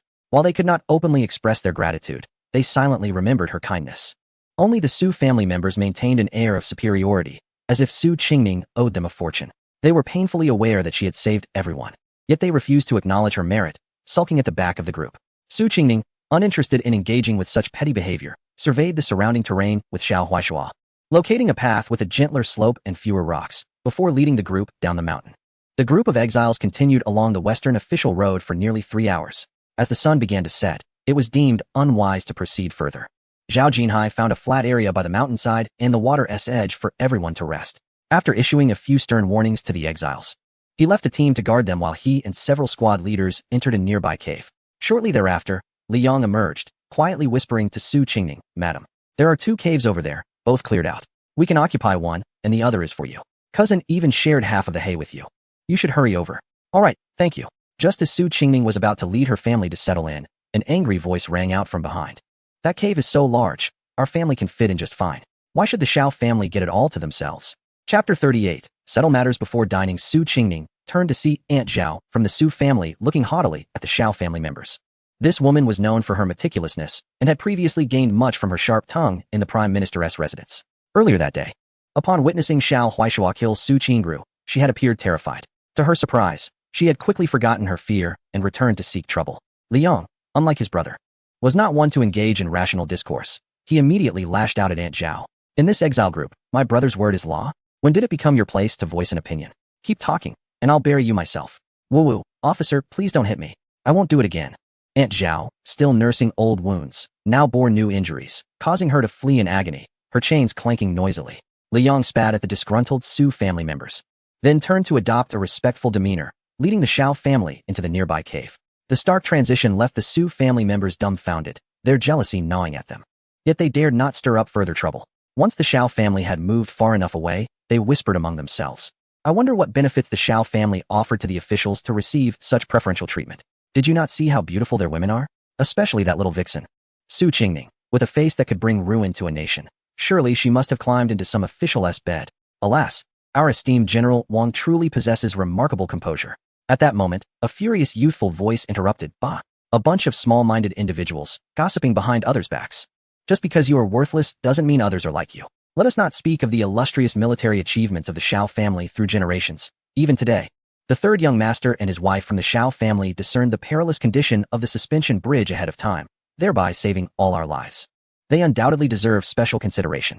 It is one thing for a group of ingrates to lack gratitude. It is entirely another for them to slander others behind their backs. What kind of upbringing fosters such audacity? How shameless can one be?" As the Su family members engaged in fervent discussion, they turned to see Wang Ziguang, the eldest son of the Wang family, glaring at them with a fierce countenance. The members of the Wang family behind him bore equally menacing expressions. The Wang family is a lineage of martial generals, with each member proficient in combat. The Su family, aware of their inferior strength, instinctively recoiled, falling silent. At this juncture, Su Qingning and her companions had reached the cave allocated to them by Zhao Jinhai. The cave, approximately 20 square meters in size, was just sufficient for their group of 8. As for Zhao Ainyang's remark that the Su family could also fit, that was merely an unfounded grievance. As dusk approached, the Xiao family began to busy themselves. Accustomed to a life filled with numerous servants, they now understood the necessity of adapting to their current circumstances to safeguard their families. Everyone diligently learned various tasks. Zhang Qinxue and Xiao Qingya busied themselves with making beds, first gathering dry twigs to lay on the ground before spreading a layer of hay provided by Zhao Jinhai atop it. The young girl's understanding was heart-wrenching. Despite having traveled all day and feeling exhausted, she silently followed her mother, assisting with the chores. The elder sister-in-law, Li Xuani, fashioned a rudimentary broom from tree branches and twigs, diligently clearing out animal droppings, weeds, and vines from the cave. Xiao Huijin squatted at the entrance, assembling 2 makeshift stoves from stones, while Xiao Huishua focused intently on carving something with a knife. Su Qingning assisted her grandmother and second sister-in-law in organizing the leftover food from breakfast, discussing what to prepare for dinner.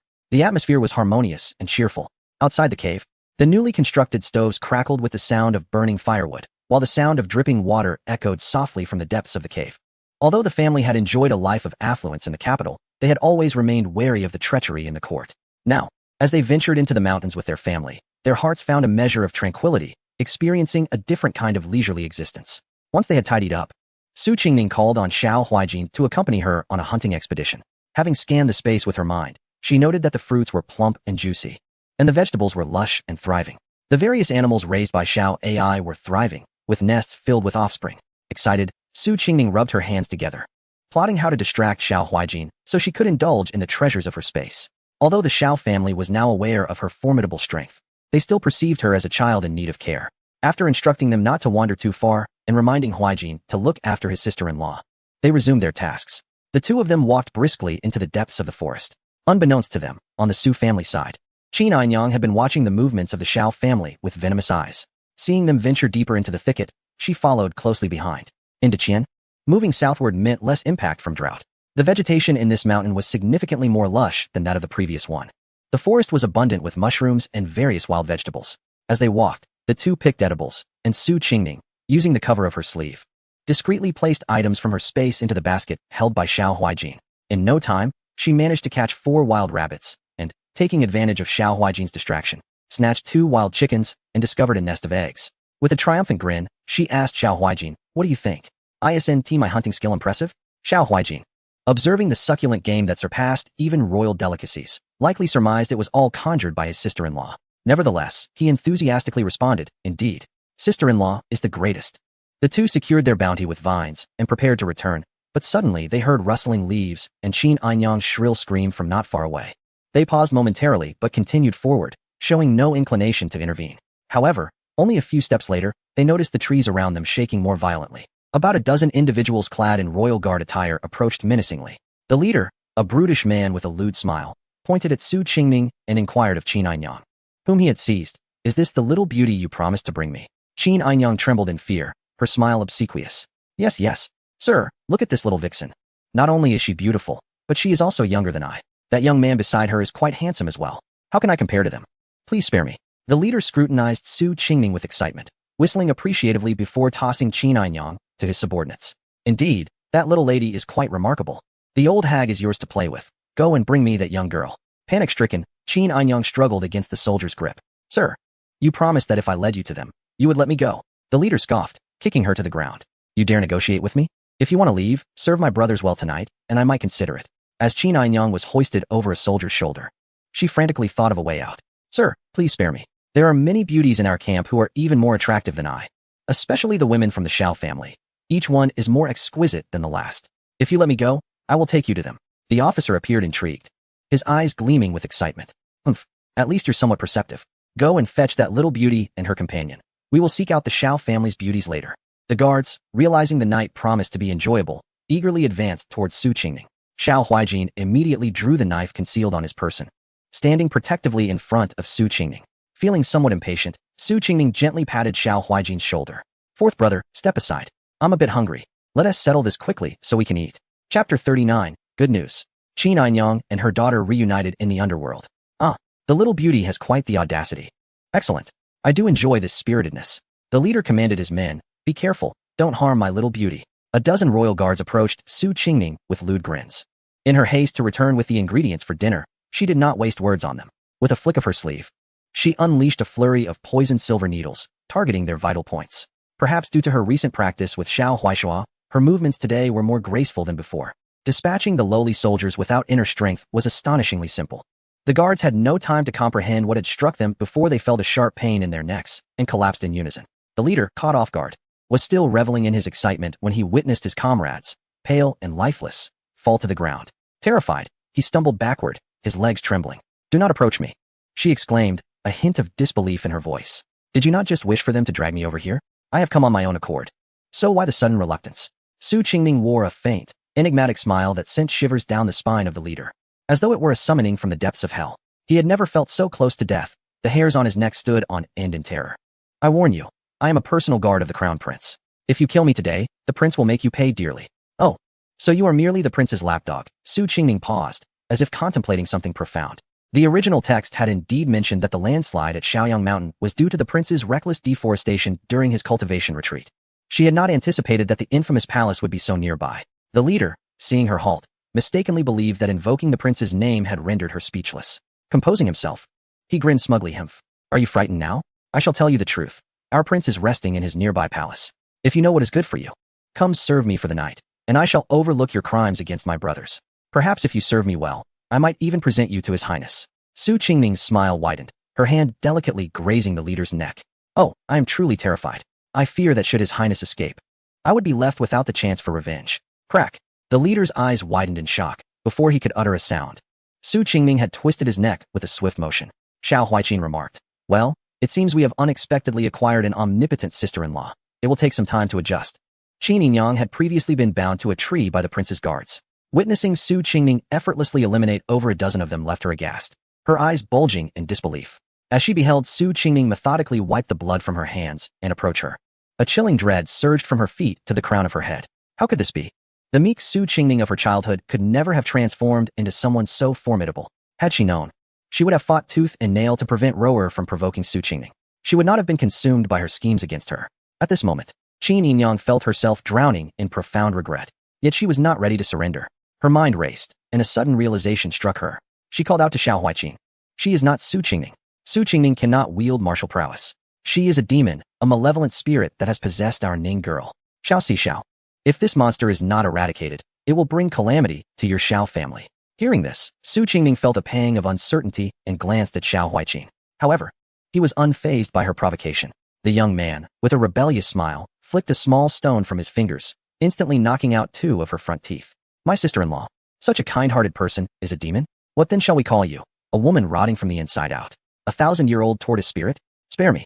Even in your final moments, your tongue remains sharp. The coffin lid cannot silence your foul mouth." Su Qingming was taken aback by Xiao Huaiqin's unwavering trust in her. Without needing any explanations, a warmth enveloped her heart, and her lips curled into a subtle smile. Qin Yinyang, realizing her ploy had failed, wept and pleaded with Su Qingming through her broken smile. "Ningning, I am, after all, your aunt who raised you. Though I did not treat you as my own, I cared for you. How could you be so cruel?" "Cared for me? Is that what you call the time when I was locked in a woodshed by the Shen family, starving, and you sent me tainted buns that nearly cost me my life? Or when you instigated Shen's abuse towards me? Or when you brought the royal guards to betray me and the women of the Xiao family for your own freedom?" Su Qingming's slender fingers glided over Qin Yinyang's neck, eliciting goosebumps and trembling from her. "Ningning, please, let me explain." "Explain? The person who needs to hear your explanation is waiting for you below. But do not fear. You will not be alone for long. Soon, all of the Su family will join you." Qin Yinyang momentarily froze, then seemed to grasp Su Qingming's intent. Her eyes widened in horror as she was about to scream the truth. But before she could, there was a crack. She felt her head twist unnaturally backward, and darkness enveloped her as consciousness faded away forever. Su Qingming disdainfully discarded Qin Yinyang's lifeless body onto the ground. The thought of treasures within the prince's palace, likely as abundant as those in the eastern palace, thrilled her heart. With a wave of her hand, she instructed Xiao Huaiqin, "Take these items back first. I have a matter to attend to." Xiao Huaiqin, sensing her intentions, expressed concern. "Sister-in-law, it is not safe for you to act alone. Moreover, third brother specifically instructed me to always protect you." Su Qingming dismissed his worries. "Do you see me in need of protection?" Xiao Huaiqin surveyed the numerous bodies sprawled around them and suddenly felt less certain. It appeared that his sister-in-law's martial prowess exceeded his own, indeed rendering his protection unnecessary. He scratched his nose, feeling like a mere pawn caught between 2 formidable forces. "All right then, just be careful. We will wait for you to return." Su Qingming waved cheerfully in acknowledgement. Once he was a distance away, she swiftly collected the corpses into her space to feed the venomous insects. After a brief survey of her surroundings, she noticed a grand palace perched atop a nearby mountain. With a thought, she instantly transported herself there. In the next moment, Su Qingming felt a chilling wind rush past her ears. She was about to scold Xiao AI for transporting her to a high tower when a figure clad in foreign attire darted by beneath her. Suddenly, Xiao AI's excited voice echoed in her mind. Sister Su, I have detected a significant plot clue nearby. Chapter 40, Absurdity. The prince has become bald in an instant. Su Qingming pondered for a moment and noted that the figure's attire resembled that of the royal dark guards from Bailey. Seeing him slip into a nearby wing without a greeting, she followed suit, teleporting to the rooftop and cautiously peering through a tile to observe below. The dimly lit room was filled with curling smoke. The figure took a seat without ceremony, while the prince, usually brimming with confidence, exhibited a barely perceptible tremor. As if intimidated by this individual, the Bailey man wore an expression of haughty disdain, regarding the Prince of Dacian as nothing more than a pitiful, sniveling worm. The conversation took a direct turn as he stated bluntly, Your Highness, you pledged to our regent that you would eliminate Xiao Huaishua by the beginning of the year. It is now June. Why does he still draw breath? The crown prince appeared somewhat anxious, wiping the sweat from his brow with his sleeve.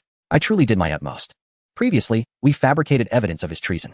Such a grave crime should warrant the most severe punishment, yet my father relishes hearing praise for his benevolence. Thus, we devised a plan to first exile him, then ambush him on the road. This is why he has lingered longer than anticipated. Rest assured, we have arranged several parties along the way, and he will undoubtedly not reach Lingnan safely. The man from Bailey scoffed, clearly skeptical of his words. Within a month, our regent must receive news of Xiao Huaishua's demise.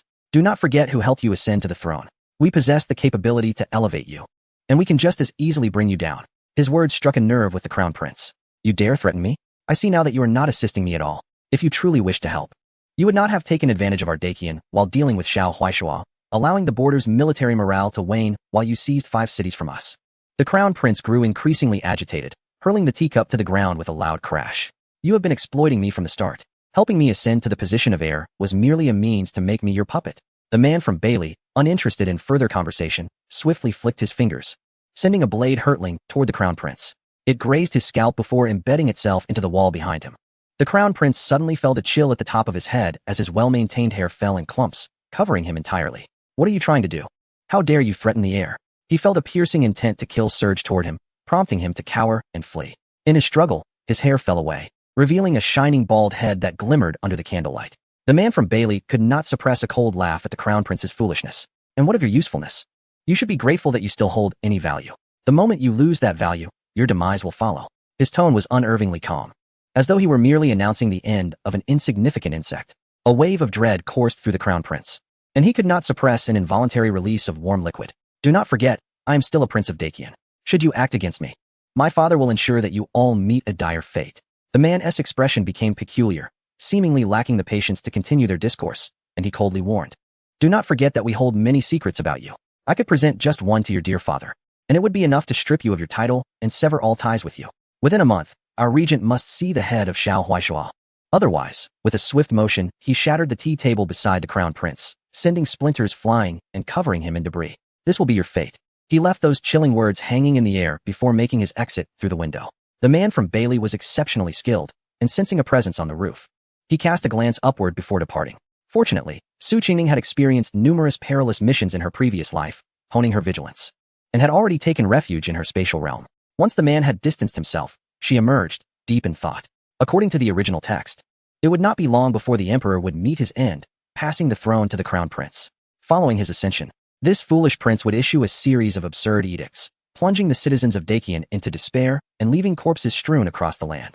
Upon reading that section of the plot, she had been infuriated, cursing the prince for his foolishness, as if he were determined to ruin the prosperous Dacian dynasty. Now, it appeared that while the prince indeed lacked wisdom, the edicts were likely coerced by the regent of Bailey. Their aim was to use the prince as a puppet to completely dismantle Dacian, before descending further to seize the heart of the empire. She recalled that years later, the prince's reckless actions would have the population of Dacian. The regent of Bailey was truly calculating, willing to sacrifice countless lives for the sake of greater power. Su Qingming felt a strong desire to bury such scoundrels. However, she understood that with various factions eyeing the Xiao family, the most prudent course was to spare these individuals for the time being, inciting conflict among them, allowing them to tear each other apart while she and the Xiao family reaped the benefits. Thus, she resolved to suppress her anger and let them live a few more days. Suddenly, a series of shattering porcelain sounds echoed from the adjoining room. Peering down, Su Qingming saw the foolish prince collapsed on the ground, convulsing, his hands stiff as they rose awkwardly, eyes rolling back, foam escaping his lips. The attending eunuchs recognized his distress, realizing he had succumbed to an epileptic fit from overwhelming fear. They dared not raise an alarm and dispatched a young eunuch to fetch medicinal pills. Su Qingming overheard their conversation and recalled a certain plot point from the original text. She swiftly appeared atop the alchemy room. As she approached, she heard the faint cries of young boys and girls mingled with the sound of chains clinking. The alchemy room was shrouded in smoke, and she could faintly hear hushed conversations. Did not Dahua complain of a stomach ache this morning? Come, remove your clothes for uncle to examine. Lifting a tile, she glimpsed a middle-aged man in a Taoist robe, his demeanor exceedingly lewd. As he attempted to pull the clothing off a 6- or 7-year-old girl, the girl recoiled in fear, her voice barely audible. But my mother said I shouldn't undress in front of strangers. How could uncle be a stranger? When the girl remained unmoved, the false Taoist continued to coax her. Dahua, do you not miss home? If you do as uncle says, I will take you to see your mother tomorrow. You won't deceive me? How could uncle deceive you? Quickly, remove your clothes so I can check you. Once I cure your ailment, I will take you home. The little girl hesitated, but her longing for her mother compelled her to reluctantly reach for her sash. The original text had mentioned that a Taoist under the prince had sacrificed 100 boys and girls to concoct a miraculous life-preserving elixir for him. It was shocking to discover that this false Taoist was exploiting the guise of alchemy to abuse innocent children. Furious, Su Qingming unleashed all the pent-up rage she had withheld from earlier. She leapt into the room, producing a large blade from her spatial realm and swiftly severing the head of the false Taoist. Blood gushed forth, staining half the wall crimson. The little girl paused in her actions, bewildered by the sudden collapse of the man. Su Qingming waved her hand and scattered a handful of sleeping powder, ensuring the girl was comfortably settled into the space. She planned to send her back after emptying the palace. Just then, she heard chaotic footsteps outside the door. Ling Xiaozhenren, our prince has fallen ill again. Quickly bring me the elixir you prepared. The anxious little eunuch rushed to push open the door of the alchemy room where Su Qingming was. Chapter 41. Your Highness, is cow dung delicious? With a loud bang, the door was pushed open just a crack. Su Qingming exerted a sudden force and closed it again. Imitating the tone of the false Taoist, she commanded, please wait outside for a moment. The little eunuch, fraught with worry and oblivious to the subtle flaw in Su Qingming's voice, replied, please, Zhenren, be swift. If anything happens to the prince, we will all lose our heads. Understood. Su Qingming's eyes twinkled with mischief, and she hastily instructed Xiao AI, quick. Prepare a basin of cow dung balls. Make sure they resemble the elixirs made by that false Taoist. Xiao AI could hardly contain her laughter. The screen flickered, and she set about her important task. Fortunately, time flowed at a different rate within the space. In an instant, Su Qingming found herself holding a basin of cow dung balls that closely resembled the elixirs. She opened the door a crack and handed the basin outside. This is a newly developed elixir. Though it may smell foul, its effects are surprisingly effective. Administer this entire basin to your master, and he shall be cured. The little eunuch instinctively caught the basin and promptly closed the door with a bang. He was nearly overwhelmed by the nauseating stench that assaulted his senses. A fleeting doubt crossed his mind, but recalling the eccentric temperament of Ling Xiaozhenren, who had previously provided many odd-looking yet effective remedies, he dared not question it further and hurried back. Su Qingming glanced at the clock in the space. Nearly half an hour had passed. Considering it took her grandmother about an hour to prepare a meal, she realized she had only a little over half an hour to clear out the palace. Time was of the essence. However, as she passed by the room where the young boys and girls were held, she heard soft sobs coming from within, and her heart ached. She slipped inside, scattered some sleeping powder, and once all the children were unconscious, she placed them into the space. The original story mentioned that these children were from Taoli village, so after she finished plundering the palace, she could return them home. In a flash, Su Qingming arrived at the kitchen. Upon entering, she scattered more sleeping powder, causing the dozen or so busy individuals inside to fall into a slumber. It was mealtime, and the dog prince's dinner was nearly ready. A massive Han white jade table was laden with 40 or 50 exquisite dishes: stir-fried bullfrogs, 8 treasure wild chicken, chestnut chicken, scallion beef, rui rolls, and crystal plum blossom buns. Each dish was a work of art, making Su Qingming's mouth water. With a grand sweep of her hand, she stored everything in the space. This would be perfect for a meal later. She then flashed to the grain storehouse of the palace. The approximately 200 square meter room was filled with various superior rice, millet, and other grains. There were even hundreds of baskets of sweet potatoes, corn, and tomatoes that had recently arrived from foreign lands. As usual, she waved her hand and collected everything into the space. Such an abundance of food would sustain her family for several years. Even if they were exiled 3,000 miles, it would not run out. Thanks to the prince for contributing to our family's impoverished journey. Next, she teleported to the palace's private treasury. Upon arrival, she was nearly blinded by the sight before her. Before her lay neatly stacked boxes of gold and silver ingots. There were dozens of boxes of gold ingots and approximately 100 boxes of silver ingots. Su Qingming gasped in astonishment. No wonder the latter part of the Deqian kingdom's citizens were impoverished and starving, with uprisings breaking out everywhere. All the treasures had been hoarded by the dog prince. But now, all these riches belonged to her. With a wicked grin, She collected everything into her space, leaving not a single coin for the dog prince. Although this wealth rightfully belonged to the common people, it would only be squandered by him. It was better to take it all with her. She could help those in need along her journey. As Su Qingming surveyed the treasury, she sensed something peculiar about the room's structure. Suddenly, an idea struck her, and she walked over to press a specific brick in the wall. With a click, the wall slowly opened, revealing a spacious secret chamber. Looking inside, she exclaimed in astonishment. The secret chamber was an exact replica of the former emperor's Qiankuan palace, complete with intricately carved beds and furniture fit for an emperor. The wardrobe contained numerous dragon robes and dozens of boxes of bright yellow dragon-patterned satin yet to be made into garments. Su Qingming chuckled coldly. Dog Prince, does your father know how audacious you are? But now, all these treasures belong to her. Those boxes of satin were perfect for her to take home. In her new abode, she could don a dragon robe every day. Thank you, Dog Prince, for laying the foundation for my bright future. Let me express my gratitude.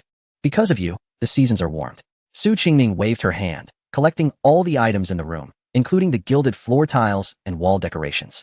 Ever since her space upgraded, she felt a surge of energy within her. Testing the limits, she found she could indeed collect items through walls. Eager to return to her family for dinner, she began to sweep through each room, gathering treasures.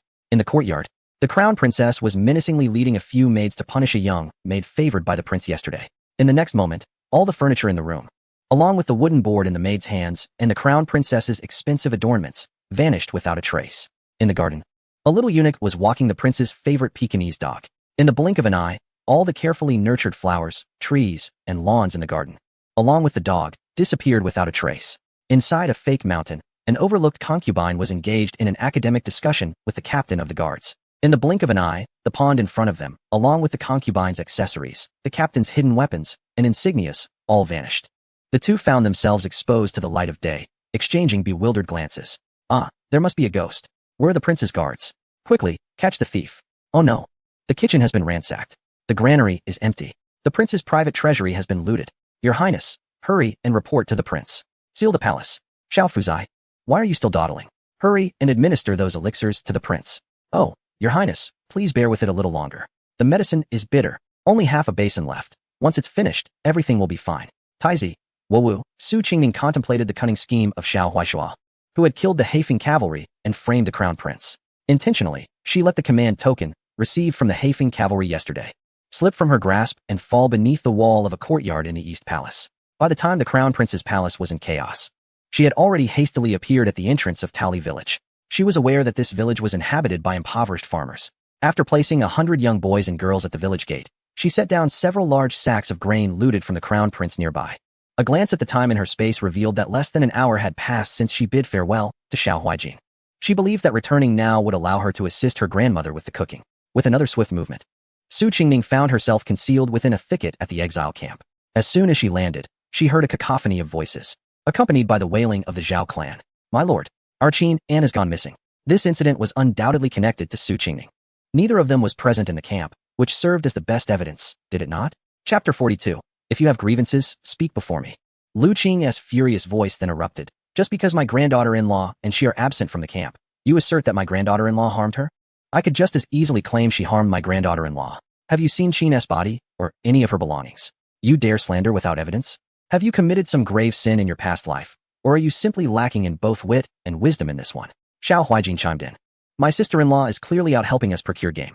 If you envy our good fortune, just say so directly instead of resorting to such underhanded slander. Xiao Qingya's voice, sweet and innocent, revealed a hint of youthful naivete. Mother, does the term venomous beauty imply that beautiful people are generally wicked? Yet this auntie is not even particularly attractive. Zhang Qinxue remarked. Aunt Zhao just claimed that Su Qingming harmed Aunt Qin. It is merely a diversion to draw the attention of others, prompting more people to search the mountains for her. Seeing that neither has returned, and recalling the malicious glare Qin cast upon Su Qingming today, I suspect they may have encountered trouble in the woods. In my view, it would be best if they both perished in their mutual conflict. If one is fortunate enough to injure or kill the other, they would then be apprehended, ensuring that the perpetrator meets a fitting end. Noting that the crowd remained unmoved, she began to mockingly berate them. Oh my lord, how could our Aunt Qin and the young lady have been gone from the woods for so long without your concern? Our young lady has always been quite imaginative. If left unattended, what calamity might she unwittingly cause? Our Aunt Qin has always been timid and averse to trouble. How could she linger in the woods for so long? There must be something amiss. The Xiao family regarded her malicious glee with contempt. Yet Xiao Huaishuo remained impassive. a faint smile gracing his lips as he beckoned her closer. Zhao Shi, do you have grievances regarding my wife? It is best to articulate them clearly in person. How can you convey your thoughts while hiding among a crowd? Come, present your case before me. What wrong has my wife committed? Zhao Yinyang's gaze met Xiao Huaishua's icy, piercing eyes, sending a shiver down her spine. Although he was smiling and his tone was exceedingly gentle, she felt an unsettling chill, her skin prickling with fear at the prospect of confronting him. She recoiled slightly, stammering, I harbor no grievances against the young lady. I was merely concerned, yes, concerned. Meanwhile, on the other side of the thicket, Su Qingming attentively observed the commotion while listening to Xiao Ai report the events that had transpired in the camp during her absence. She quickened her pace, grateful for her family and friends who always protected her unconditionally, while secretly admiring Xiao Huaishua. Is this what they call an imposing presence? Her somewhat troublesome husband was indeed extraordinarily handsome. His aura alone could instill fear. In the next moment, she parted the vines before her, and simultaneously, 2 plump lambs appeared in her hands. Aunt Zhao, it seems you have been quite concerned about me. I hear you have been searching for me? With a gentle flick of her finger, a mesmerizing spider descended upon Aunt Zhao's gaping mouth. This creature had been nurtured for quite some time, yet she had never put it to use. Rumor had it that a bite from it was akin to consuming poisonous mushrooms. She was uncertain of its authenticity. Given Aunt Zhao's penchant for storytelling, she would surely relish a surreal journey into the world of illusions that she had crafted for her. Upon witnessing Su Qingming emerge from the woods unscathed, Aunt Zhao's eyes flashed with momentary disbelief. How could this be? She had personally witnessed Qin Yinyang's treacherous methods. How could Su Qingming, who had incurred Qin Yinyang's wrath, stand here unharmed? Suddenly, she felt a sharp pain in her lips, her head spinning as the world around her began to warp and swirl. To the onlookers, it appeared as though a spider had unexpectedly stung Aunt Zhao, resulting in her frothing at the mouth and collapsing in convulsions. The exiles had long since grown weary of her antics and regarded her with indifference. The Su family members, too, distanced themselves with expressions of disdain. Oh dear, what has happened to Aunt Zhao? How did she end up like this? Su Qingming feigned concern as she knelt beside her, seizing the opportunity to pinch her hand fiercely. Aunt Zhao's eyes widened in shock, and upon recognizing Su Qingming, her pupils dilated with terror. Gushi, do not approach me. I was merely following orders. The one who truly wished to harm you is, slap.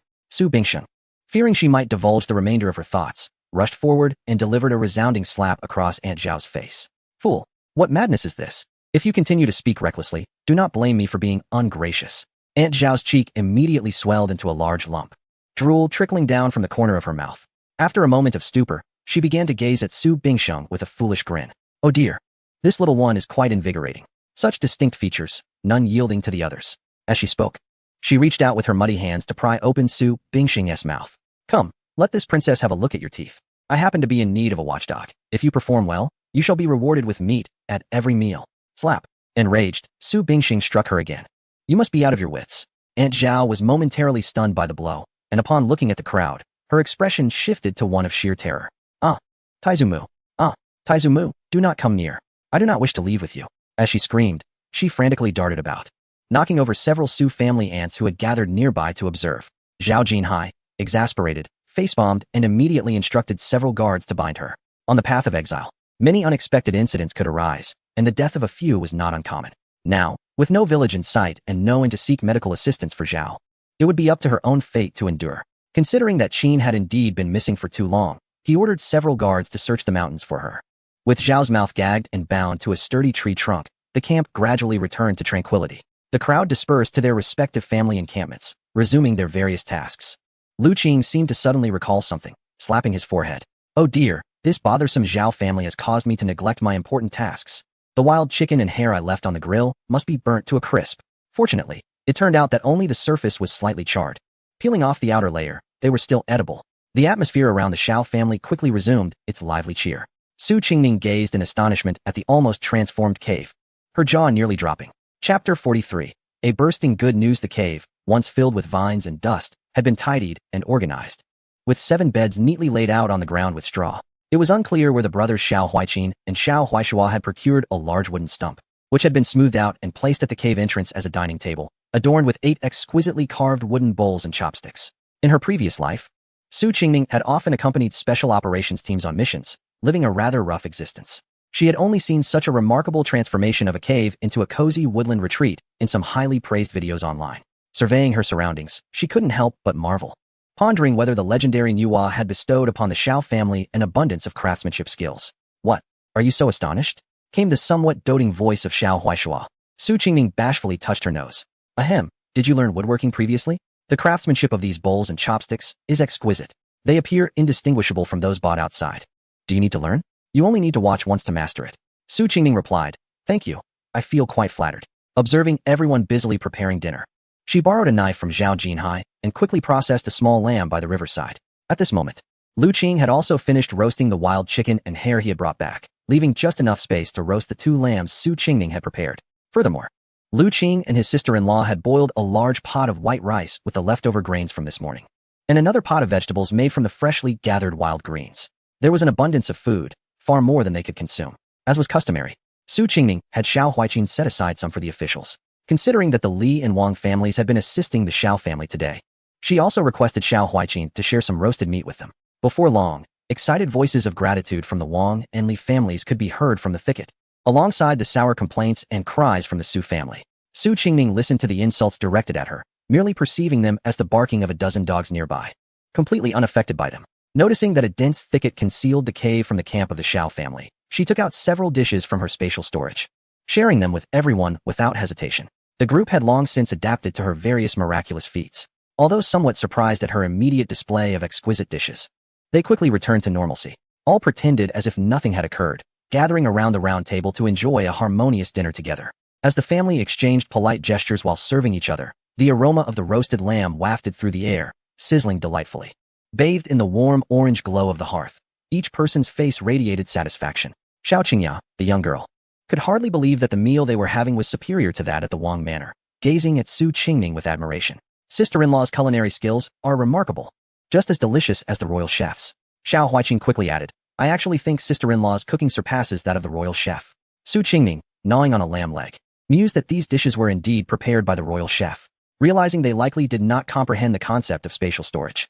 They merely assumed she conjured the food using magical powers. She accepted all the praise without blushing or faltering. After indulging in the roasted meat, feeling a bit restless, Su Qingming picked up her bowl and took a few bites of rice. Upon doing so, she discovered something unusual in her bowl. Digging deeper, she gradually uncovered a beautifully carved plum blossom pattern on the inner wall of the bowl. Confused, she glanced around, noting that everyone else's bowls were rather plain, while hers was exquisitely detailed. Her gaze fell upon Xiao Huaishua sitting opposite her. Though he had not looked her way, his ears were tinged with a faint blush. In that instant, she seemed to grasp the meaning behind it. The saying, plum blossoms bloom after enduring the bitter cold, resonated within her. Xiao Huaishua was offering her consolation through the plum blossom, suggesting that despite the challenges and exclusion surrounding her, she could still overcome the harsh winter and cherish her own blossoming period. A warm current coursed through her heart, and her nose tinged with a hint of moisture. She felt immensely grateful to have encountered such a wonderful family in this lifetime. The Xiao family did not seek to exploit her strength. Instead, they consistently treated her like a child deserving of affection. Though her seemingly aloof husband appeared cold on the surface, he had his unique ways of comforting and protecting her. His endearing blend of wanting to care for her while fearing she might discover his feelings was utterly charming. After finishing their meal amid laughter, the family eagerly began to clear the dishes. Each member, from the eldest to the youngest, engaged in their tasks. The women of the Xiao family initially thought Su Qingming worked hard enough already and did not want her to take on household chores. However, seeing her restless nature and desire to join in, they allowed her to assist. Nevertheless, the Xiao family was considerate of her, taking on the more strenuous tasks themselves and assigning her only simple duties. As Su Qingming and Lu Qing tidied the table, discussing what to prepare for breakfast the next morning, they were interrupted by Xiao Ai's excited voice. Sister Su, just as you suspected, there are several hot springs in the valley behind this mountain. Su Qingming paused, her eyes brightening. She had sensed something peculiar about the terrain here and had asked Xiao Ai to investigate for hot springs. It was a pleasant surprise to learn there were indeed some, and it seemed they could take a relaxing dip shortly. Then, she heard Xiao Ai's animated chatter. Oh, Sister Su, you don't know? This is a medicinal pool. It has health-boosting effects for ordinary people, and for martial artists, the benefits are even greater. This hot spring was renowned across nations during the previous dynasty for its unique properties, but it was gradually forgotten after a landslide blocked the entrance in the late years of that dynasty. Moreover, this mountain has many hollow structures, and we can access the valley from our cave. Peering deeper into the cave, Su Qingming noticed that the thick vines appeared to form a solid wall, but, in reality, they concealed a passage to the other side of the mountain. It would be perfect to take Xiao Huaishua to the medicinal pool later, as it would benefit his leg injury. Next, she heard Xiao Ai's voice trembling with excitement. Sister Su, I have also detected an incredibly explosive piece of good news. Do you want to hear it? Su Qingming urged. Hurry up and tell me. This little device was still teasing her. Xiao Ai's voice brimmed with glee. Sister Su, this place is isolated, lacking any notable scenic views. So can you guess why the crown prince built his palace nearby? Su Qingning, clearly intrigued, inquired, why? Xiao Ai's voice grew even more animated. Of course, it's because, Chapter 44, bathing with a handsome man. Su Qingning, exasperated, promptly tapped her thoughts onto Xiao Ai's screen. Hey, you little rascal, flaunting your news. If you continue to dawdle, I will report you to customer service. Little AI, with a whimper, hurriedly divulged the information she had just uncovered. Woo, Su Jia, I was wrong. Woo, last year someone discovered gold beneath a nearby mountain range. However, the local officials only reported it to the crown prince. The crown prince sent someone to investigate, and astonishingly found that an entire vast mountain was filled with gold mines. To discreetly transport the gold under everyone's noses, they constructed a temporary palace nearby as a cover. Su Qingning rubbed her hands in excitement. Indeed, this news is explosive. Tonight, we shall assist in relocating that gold. She could almost envision mountains of gold beckoning to her, yearning to teleport to the gold mine and embrace her beloved little treasures. Filled with fervor, Su Qingning's pace quickened as they worked. Before long, everyone had tidied up the cave. Su Qingning informed them that she had previously discovered several hot spring pools at the back, retrieved new clothes, shoes, and towels from her space, and directed them to wash in turns, while she and Xiao Huaishua would go last. Less than an hour later, everyone returned, their faces glowing with joy and smiles. They all mentioned how excellent the hot spring water was, urging the two of them to hurry. After giving Xiao Huijin a few instructions to protect the women, Xiao Huaishua allowed Su Qingning to lead him deeper into the cave. As they parted the thick vines, they found a narrow mountain path ahead. The path was smooth, indicative of prior excavation, though it had fallen into disuse for unknown reasons. The two of them walked with a torch for less than a quarter of an hour before reaching the other side of the mountain, where steam mixed with a faint herbal fragrance enveloped them. It was evident that the unique terrain had fostered many rare medicinal herbs, and the natural spring water flowed abundantly, resulting in pools with extraordinary properties. Su Qingning surveyed the area, noting its desolation, and decided to forego concealment, pulling out an oversized camping lamp from her space. With a click, the darkness transformed into daylight, startling Xiao Huaishua, who rubbed his eyes in disbelief. This lamp was incredibly bright, far surpassing the lanterns commonly used. He had never encountered such brilliance before, marveling at the technologically advanced lamp for quite a while. Seeing his naive wonder, Su Qingning couldn't help but chuckle, explaining, this lamp merely requires sufficient sunlight to convert into energy for illumination, unlike the lanterns everyone currently uses that require candles or oil. Upon hearing this, excitement sparkled in Xiao Huaishua's eyes. Common lamps had many shortcomings. They not only provided insufficient illumination but also posed fire hazards. The lamp his wife had produced seemed to resolve these issues perfectly. Moreover, it was the first time Su Qingning had earnestly explained her peculiar inventions to him.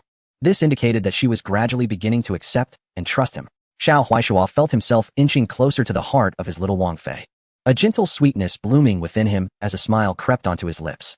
All right, it's getting late. Time for a bath. Su Qingning, like a kindergarten teacher coaxing a child, took the lamp from Xiao Huaishua and began to undress him.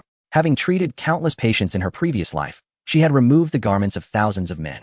Yet, as she reached for Xiao Huaishua's belt, her heart felt distinctly different. His coarse garment slid off slowly, revealing the perfect contours of his physique. In the light of the camping lamp, his skin glimmered like jade. A casual brush of her fingers ignited a tingling sensation. Su Qingning inexplicably felt parched, her heart racing. Flustered, she averted her gaze and quickly stripped him down to his undergarments before lifting Xiao Huaishua entirely into the hot spring. You're all set. Call me in when you need acupuncture. After saying this, she swiftly attempted to exit. Behind her, a soft chuckle, akin to the sound of jade striking, echoed through the mist. In the next instant, Su Qingning felt a sudden loss of balance and found herself tumbling into the hot spring. With a splash, she fell into a warm and solid embrace. The spring water soaked her clothes, accentuating her perfectly sculpted curves. Their bodies pressed closely together in the water. The sensation was so tangible it caused her cheeks to flush crimson. Xiao Huaishua, what are you doing? Su Qingning had already been flustered, and now her heart raced even faster as she instinctively slapped his chest. However, she quickly realized that he was bare above the waist. Her hand recoiled as if burned, leaving her face a deep shade of crimson. She had previously thought him to be a naive young man, but now she comprehended the truth. No man is purely innocent. Beneath the facade of a lamb lies a wolf in sheep's clothing. Xiao Huaishua appeared thoroughly amused by her flurry of actions, a deep chuckle rumbling from his throat. What am I doing? Of course, I am bathing with my lady. Su Qingning initially intended to retort that he should finish first, but realizing she was already wet, she saw no reason to retreat. Let us wash separately, she exclaimed, hastily swimming away to distance herself from him. However, she barely swam a few strokes before he grasped her ankle. A husky voice rumbled in her ear. This must be the legendary Yao Wang Pool, one of the 3 sacred pools of the previous dynasty. Here, your internal cultivation will yield double the results with half the effort. Continue practicing as I taught you yesterday. Upon hearing such fortuitous news, Su Qingning obediently returned to sit beside Xiao Huaishua and began concentrating on sensing her inner strength. The practice felt significantly easier today than it had the previous day.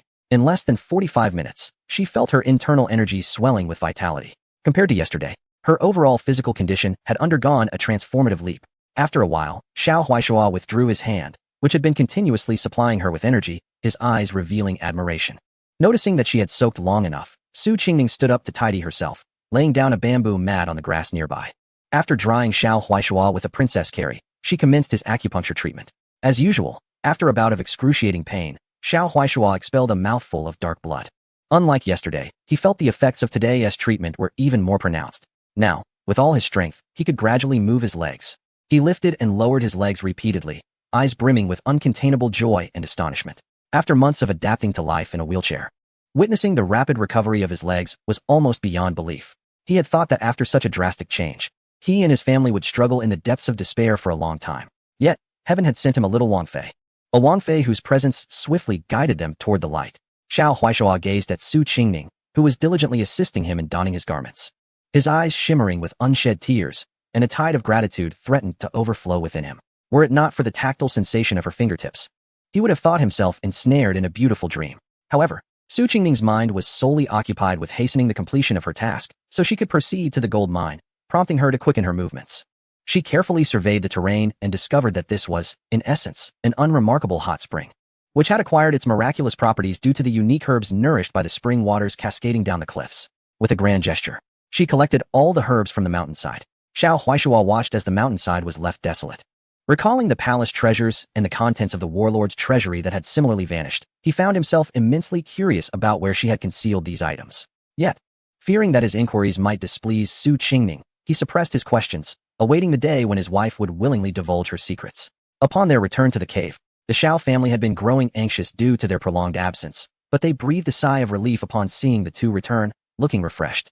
The young girl, Xiao Qingya, had been stifling yawns, determined to keep her eyes open until her elder brother and sister-in-law returned. Now that they were back, she promptly succumbed to slumber. Su Qingning tossed the garments they had changed out of into her space for Xiao Ai to wash. After exchanging a few casual words with everyone, they extinguished the candlelight and retired to their respective beds. Listening to the steady rhythm of their breathing, Su Qingning quietly sat up, preparing to venture out under the cover of night to initiate her plans. However, she was suddenly tugged back by her sleeve, and upon looking up, she was met with a pair of bright eyes. "Where are you going?" Chapter 45. Assisting the Great Gold Mine in relocation clearing her throat.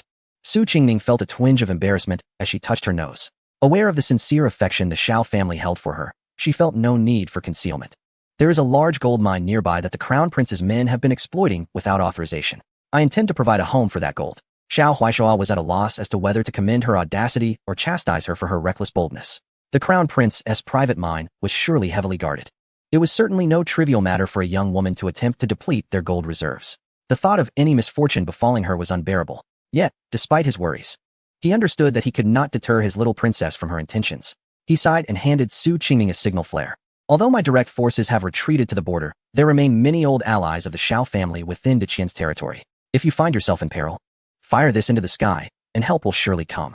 Su Qingning mused to herself, "Brother, you should be more concerned about whether the Crown Prince's men will meet a tragic fate." Nevertheless, recognizing it was Xiao Huaishua's heartfelt sentiment, she accepted the flare and instantly vanished from his sight. Xiao Huaishua was taken aback, a cold sweat breaking out on his back. Had it not been for the tight grip of his fist, his nails digging into his flesh, he might have thought himself still dreaming. He knew his little princess could make objects disappear before his eyes, but he had not anticipated that she herself could do the same. However, this was a fortunate development. With such extraordinary capabilities, she would likely return safely. In an instant, Su Qingning found herself atop a vast mountain range. At the foot of the mountain, she could faintly discern scattered lights and the sounds of excavation. To avoid detection, the workers were deliberately keeping their noise to a minimum, typically working only at night. Observing the surrounding terrain carefully, she noted that just beyond several more peaks lay a city, with a grand palace faintly visible atop it.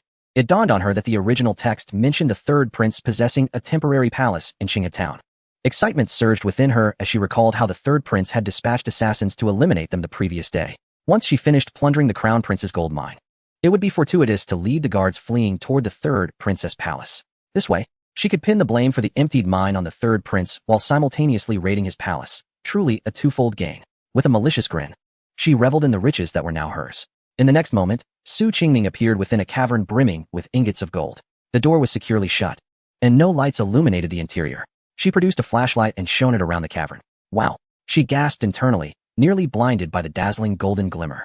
The cavern, approximately the size of a basketball court, was filled with an array of gold ingots, gold nuggets, gold leaves, gold slices, and various styles of gold cakes. Even having visited the residences of numerous nobles since her arrival in this world, she had never encountered such a spectacle. Picking up a large gold slice, she felt its cold, hard surface, which lent an air of reality to her experience. Huh, the Dog Crown Prince is truly wealthy. But now, all of this belongs to you, Sister Su. Engrossed in collecting the gold, Su Qingning was accompanied by Xiao Ai, who was busily organizing and categorizing in her space. The excitement was akin to a festive celebration, with Su Qingning's heart racing and Xiao Ai's screen flashing wildly. The space echoed with a constant loop of congratulations on your wealth, congratulations on your splendor, causing the farm animals to join in with their cacophonous sounds. Reminiscent of a New Year's celebration, this gold mine possessed 3 large warehouses, all brimming to the brim with unshipped gold, which now fortuitously benefited Su Qingning. After inspecting each one, she noted that even the ground had lost a layer of earth. When she finally teleported out of the warehouse, her eyes were nearly dazzled, and her steps felt heavy. Realizing that this was a massive gold mine, and that the Crown Prince's men had only begun to exploit a fraction of it the previous year, she asked Xiao Ai, "Can you also retrieve the remaining gold from the mine into the space?" Xiao Ai, brimming with excitement, responded, "Sister Su, I haven't tried that before. However, after collecting so much gold, I feel my energy is overflowing, so I might just give it a shot. Alright, let us give it a try."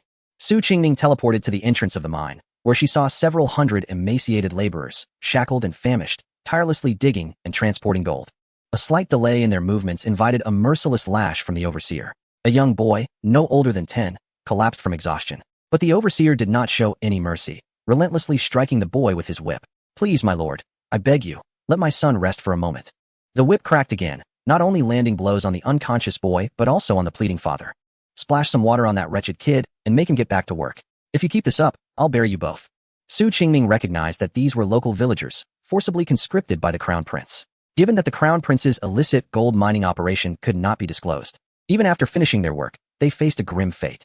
As she mentally cursed the Crown Prince, she carefully surveyed the surrounding terrain. Having formulated her plan, she swiftly exited the cave. In the next moment, the iron chain, as thick as a child's arm, atop the cave's iron door, snapped. The enormous door creaked and slowly shifted outward due to inertia. Those nearby halted their tasks, staring blankly at the entrance. What? How did this door open? Suddenly, a whip cracked across someone's back. "Get back to work. What are you dawdling for?" A tremendous roar interrupted the foreman's command, causing the ground and the mountain wall to tremble. "Ah, the earth dragon has turned. Run." Chapter 46. Treasures in the Vault. Sister comes to bring you home. The miners, faced with impending disaster, disregarded everything and rushed outside with all their might. "Come back. Who told you to run? Stand still." Another deafening roar sounded. At this point, no one could hear the foreman's shouts. They all surged toward the exit. Amid the chaos, someone shoved the foreman, causing him to stumble and fall unceremoniously. As he attempted to rise, he was trampled repeatedly by the panicked crowd, forcing him back to the ground. "Cough! You wretched vermin dare tread on me. Once we are out of here, I will make you pay." The last of the Zhou brothers paused at these words, recalling their sister, who had perished under the foreman's cruelty. Rage ignited in their eyes. Zhouda immediately raised his pickaxe and with all his strength, struck the foreman's head. The impact sent blood and brain matter splattering, and the foreman's eyes rolled away. The brothers exchanged glances, feeling a rush of satisfaction before fleeing with the crowd. Su Qingning had been observing the scene from above. Moments earlier, she had released 2 small explosives to simulate the Earth Dragon's upheaval, coaxing the miners out for her to collect the gold mine into her space. Hearing Xiao Ai's report that everyone had exited, she noted only a few malicious foremen remained, having met their demise at the hands of the miners. A slight smirk appeared on her face. These individuals were indeed clever, justifying her efforts to save them this time. Without further delay, she focused her energy and, in conjunction with Xiao Ai, began to absorb the entire gold mine into her space. At the foot of the mountain, hundreds of miners fled desperately. Once they reached level ground, they paused to catch their breath, only to realize something was amiss. "What is going on? The outside seems unaffected. Why do I smell something burnt? Look, there's thick smoke behind us." Before they could comprehend the situation, officials nearby rushed over, brandishing whips and striking the nearest miners without inquiry. "What are you commoners doing here? Get back to work. Haven't you had enough to eat?" Do you want to feel my whip? A series of thunderous sounds drowned out the officials' curses, and everyone stared in shock at the mountain range. The massive mountain trembled violently, then suddenly collapsed inward as if it had been hollowed out. Trees snapped, and dirt flew, covering the nearest officials in dust. Hundreds stood frozen, eyes wide with disbelief. What is happening? The earth dragon has turned. No, this cannot be. How can only this mountain range collapse while the rest remains unaffected? Meanwhile, at the other end of the mountain, Su Qingming, feeling weak, coughed several times. Even though her recent training with Xiao Huaishua had significantly improved her stamina, absorbing such a massive gold mine had nearly exhausted her. She felt as if even moving her fingers was a laborious task.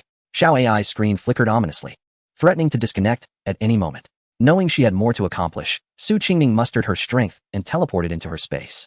After consuming several cups of spiritual spring water and hastily swallowing various precious medicinal pills taken from the palace, she gradually regained some vitality. She donned a disguise that concealed her face from a certain noble's belongings, then swiftly exited her space. In the meantime, the miners stood in astonishment at the incredible scene before them, their legs trembling as they contemplated the supernatural. Suddenly, a figure clad in black, wearing a conical hat, leaped from behind the rubble, causing them to scatter in terror. A ghost, a deity. Spare us. Su Qingming, initially hoping to entice them into pursuit, now found that they fled faster than rabbits. Clearing her throat lightly, she tossed a large gold ingot into the air, affecting a masculine voice to provoke them. TSK, TSK. I didn't expect the prince's subordinates to be so inept. I alone have plundered this vast gold mine. With your prince's capabilities, do you think you can contend with my master? You are merely dreaming. Why are you staring at me with those eyes? Not convinced. Come, try to catch me with your short legs. Her taunts were not only harmless, but deeply insulting. Coupled with her mocking gestures, the leading official was incensed, slapping a nearby officer and bellowing, "What are you all waiting for? Go apprehend that audacious thief." A throng of officials surged toward her. Su Qingming felt a surge of elation and sprinted towards the residence of the third prince. The miners watched in bewilderment as the thief and officials vanished from sight, exchanging confused glances. What is this? One miner, coming to his senses, noticed a massive sword and a pile of provisions before him. Joda was the first to react, using the sword to pry open his brother's shackles. The others gathered around, taking turns to free one another. Boss, what do we do now? Joda, gazing gratefully at the distant slender figure, pondered aloud. Given the current drought, our village has suffered a devastating harvest. Even if we stay, we risk starvation and oppression from corrupt officials. I've heard the south is yet unaffected by the drought, and there is a place called Fufing Town in Lingnan that is lawless. We are all young and strong. Perhaps we can seek better fortunes there and provide a better life for our families. Hearing this, the others nodded in agreement. They gathered the provisions and discussed preparing their belongings to flee south with their families. Due to her recent training with Xiao Huaishua, Su Qingming felt as if she were flying on a wind wheel, speeding away. She neared the third prince's residence, having long outpaced her pursuers. She hid in the thicket, pulling out a royal concubine's couch, lying down and counting the stars in boredom. As hunger struck, she retrieved several platters of imperial pastries for a late-night snack. Just as she felt the flowers would wither from waiting, she finally heard a commotion of footsteps. Boss, it's just ahead. I saw that little rascal escape inside. He must be hiding in the bushes. Heavens, one ought to consider the caliber of those they provoke. Today, that insufferable brat shall rue every word he has uttered. At once, Su Qingming felt invigorated. She swiftly stowed away her possessions into her spatial domain, leaped out, and playfully made a face at the guards before vaulting into the residence of the third prince. Ah, the treasures within the royal treasury. Dear sister is here to retrieve you. The officials from the crown prince's faction were infuriated, their tempers flaring, yet they dared not invade the domain of the third prince. One squad leader, panting heavily, turned to his superior and inquired, "What shall we do now?" The 100-man captain, nearly grinding his teeth in frustration, glanced at the towering palace walls and declared, "I have long heard tales of the third prince's arrogance, but I never expected such unabashed insolence. To boldly strike the crown prince's face. We shall return and report this to our master. If we cannot handle him, there are others who will. Just wait. Our crown prince shall ensure that insufferable brat meets a most gruesome end." Chapter 47. Experiencing the joys a woman should have who. As soon as Su Qingming landed outside the palace walls, the third prince's personal guards heard the commotion. However, before they could ascertain what had jumped down, Su Qingming dispatched them to meet their maker with a swift silver needle. Observing the heavily guarded palace, she pondered, so many guards are stationed here? Could it be that the third prince intends to spend the night within? He had dispatched the Black Wind Riders yesterday to eliminate the Shao family. And while she could not kill him herself, surely it would not be excessive to deprive him of a few organs. In a flash, Su Qingming ascended to the rooftop of the main hall. Upon landing, she was greeted by the glow of countless lights and the alluring voices of women, their melodies flowing like waves, more vibrant than even a brothel. Peering through the rooftop, she beheld a man clad in princely attire, as thin as a wisp, sprawled languorously upon a soft couch, watching the dancers. Surrounding him were 7 or 8 concubines catering to his every whim, pouring him wine and offering delicacies. "Dear cousin, do try the wine that Mayer has poured for you." The woman spoke, her voice laced with flirtation, as she discreetly brushed her fingers against the prince's palm while handing him the cup. "You little enchantress, how brazen you are," the third prince smirked, pulling the beauty closer and whispering in her ear. "If this is your method of approaching me, allow me to congratulate you on your success." "How vexing, cousin. What do you mean?" she replied playfully, aware that she was engaging in a game of seduction with the prince. On the rooftop, Su Qingning was taken aback. "Goodness, I have never before witnessed such a real-life display of debauchery." She felt a wave of nausea rise within her, nearly retching at the sight, contemplating how to cleanse the air of such excess. Then, from below, came a cacophony of indescribable sounds. Her eyes brightened. She was eager to witness the spectacle of earthly pleasures. Just as she positioned herself to peer through the tiles, she saw the third prince gasping for breath, collapsing onto the ground. "Is this it? Has it concluded so soon? Not even a second has passed. I had my popcorn ready for this." Su Qingning felt as though she had purchased a counterfeit film, her irritation manifesting in the chill of her limbs. Meanwhile, the third prince wore a confident smirk, whispering to the woman at his side, "What do you think? Am I not impressive? Did I not bring you pleasure? Next time, I shall be more gentle." A fleeting expression of embarrassment crossed Feng Mayer's face, but recalling her mission, she feigned adoration for the third prince, nestling closer to him. "Oh dear, you are truly remarkable. Please do not bully me next time." While speaking, she delicately peeled a grape and tossed it into the prince's eager mouth. "Your exiled entourage is soon to arrive at Qinghe town. You must avenge my brother," she pressed, knowing that her brother, Feng Detian, had failed to capture the Shao family and had instead been slaughtered along with his 200 Black Wind Riders. The third prince, having discovered traces of the crown prince's guards near the Black Wind Riders, felt a deep-seated suspicion towards his brother. But he had already planned to deal with the Shao family. Chewing on the grape, he scoffed, "Fear not. I have already set a meticulous trap in Qinghe town. Once they enter, they shall not escape." "Ah, that is splendid. I knew you were the most formidable," she cooed, wrapping herself around him. On the rooftop, Su Qingning mused. "These two fools are quite the match. It seems the deity of love has sorted them well." Yet, she was not concerned about the so-called trap. Knowing full well that this thin wisp and his Black Wind Riders possessed little strength, even a few hundred more would not suffice to challenge her. She found herself troubled by another matter. Alas, with so many beauties at his disposal, how can he leave them unfulfilled? It is a sheer waste. Little AI, animatedly scrolling through the screen, wholeheartedly concurred with Su Qingning's sentiments. "Since we are here, we must leave a gift behind. Why not allow those beauties to experience the joys a woman should know?" Indeed.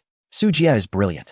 With a wicked grin, Su Qingning harnessed her wind-based abilities to administer triple doses of potent aphrodisiacs to the 18 courtesans and 4 eunuchs within the Great Hall. The effects manifested rapidly, and soon a cacophony of unmentionable sounds erupted from below. The third prince watched in horror as his concubines and eunuchs transformed into ravenous beasts, their eyes gleaming with insatiable desire, causing him to cower in a corner, trembling. "Do not come near me. Help! What are you doing? Get away! How dare you!" The sounds of fabric tearing and the thuds of fists echoed through the air. "Help! Help!" The third prince found himself overwhelmed, his frail form unable to fend off the onslaught, reduced to silent tears of humiliation. "Fools! How dare you humiliate me?" He vowed that once his guards realized the chaos and rushed in, he would make them pay dearly. While the third prince wallowed in his pitiable state, convinced he was helpless and alone, Su Qingning, believing herself to be doing a good deed, had already dealt with the guards preparing to rush in, embarking on a spree of zero-cost acquisitions throughout the palace. It was evident that the third prince was one who delighted in the arts, as the palace gardens were exquisitely designed, boasting various styles from Western to Jiangnan to Northern influences. All such beauty was swiftly absorbed into her spatial domain. Having previously collected a vast mountain of resources, little AI, despite being exhausted, felt rejuvenated and ready to seize these gardens with ease. In the blink of an eye, what was once an exquisite pavilion was reduced to nothing but a pit in the ground. Collecting. Everything of value and beauty shall be claimed by Su Jia. What a collection of exquisite treasures: a white jade spoon, a white jade bowl, a purple jade comb, a green jade pendant, and a Hetian jade belt, all of which should be gathered. This grove of Zizhu is splendid. Let us reclaim everything to fashion a wheelchair for my husband. This jade ruby appears to be of exceptional quality. Let us take it back to tickle grandmother. This inkstone is remarkably sturdy. It shall be taken back for air saw to crack walnuts.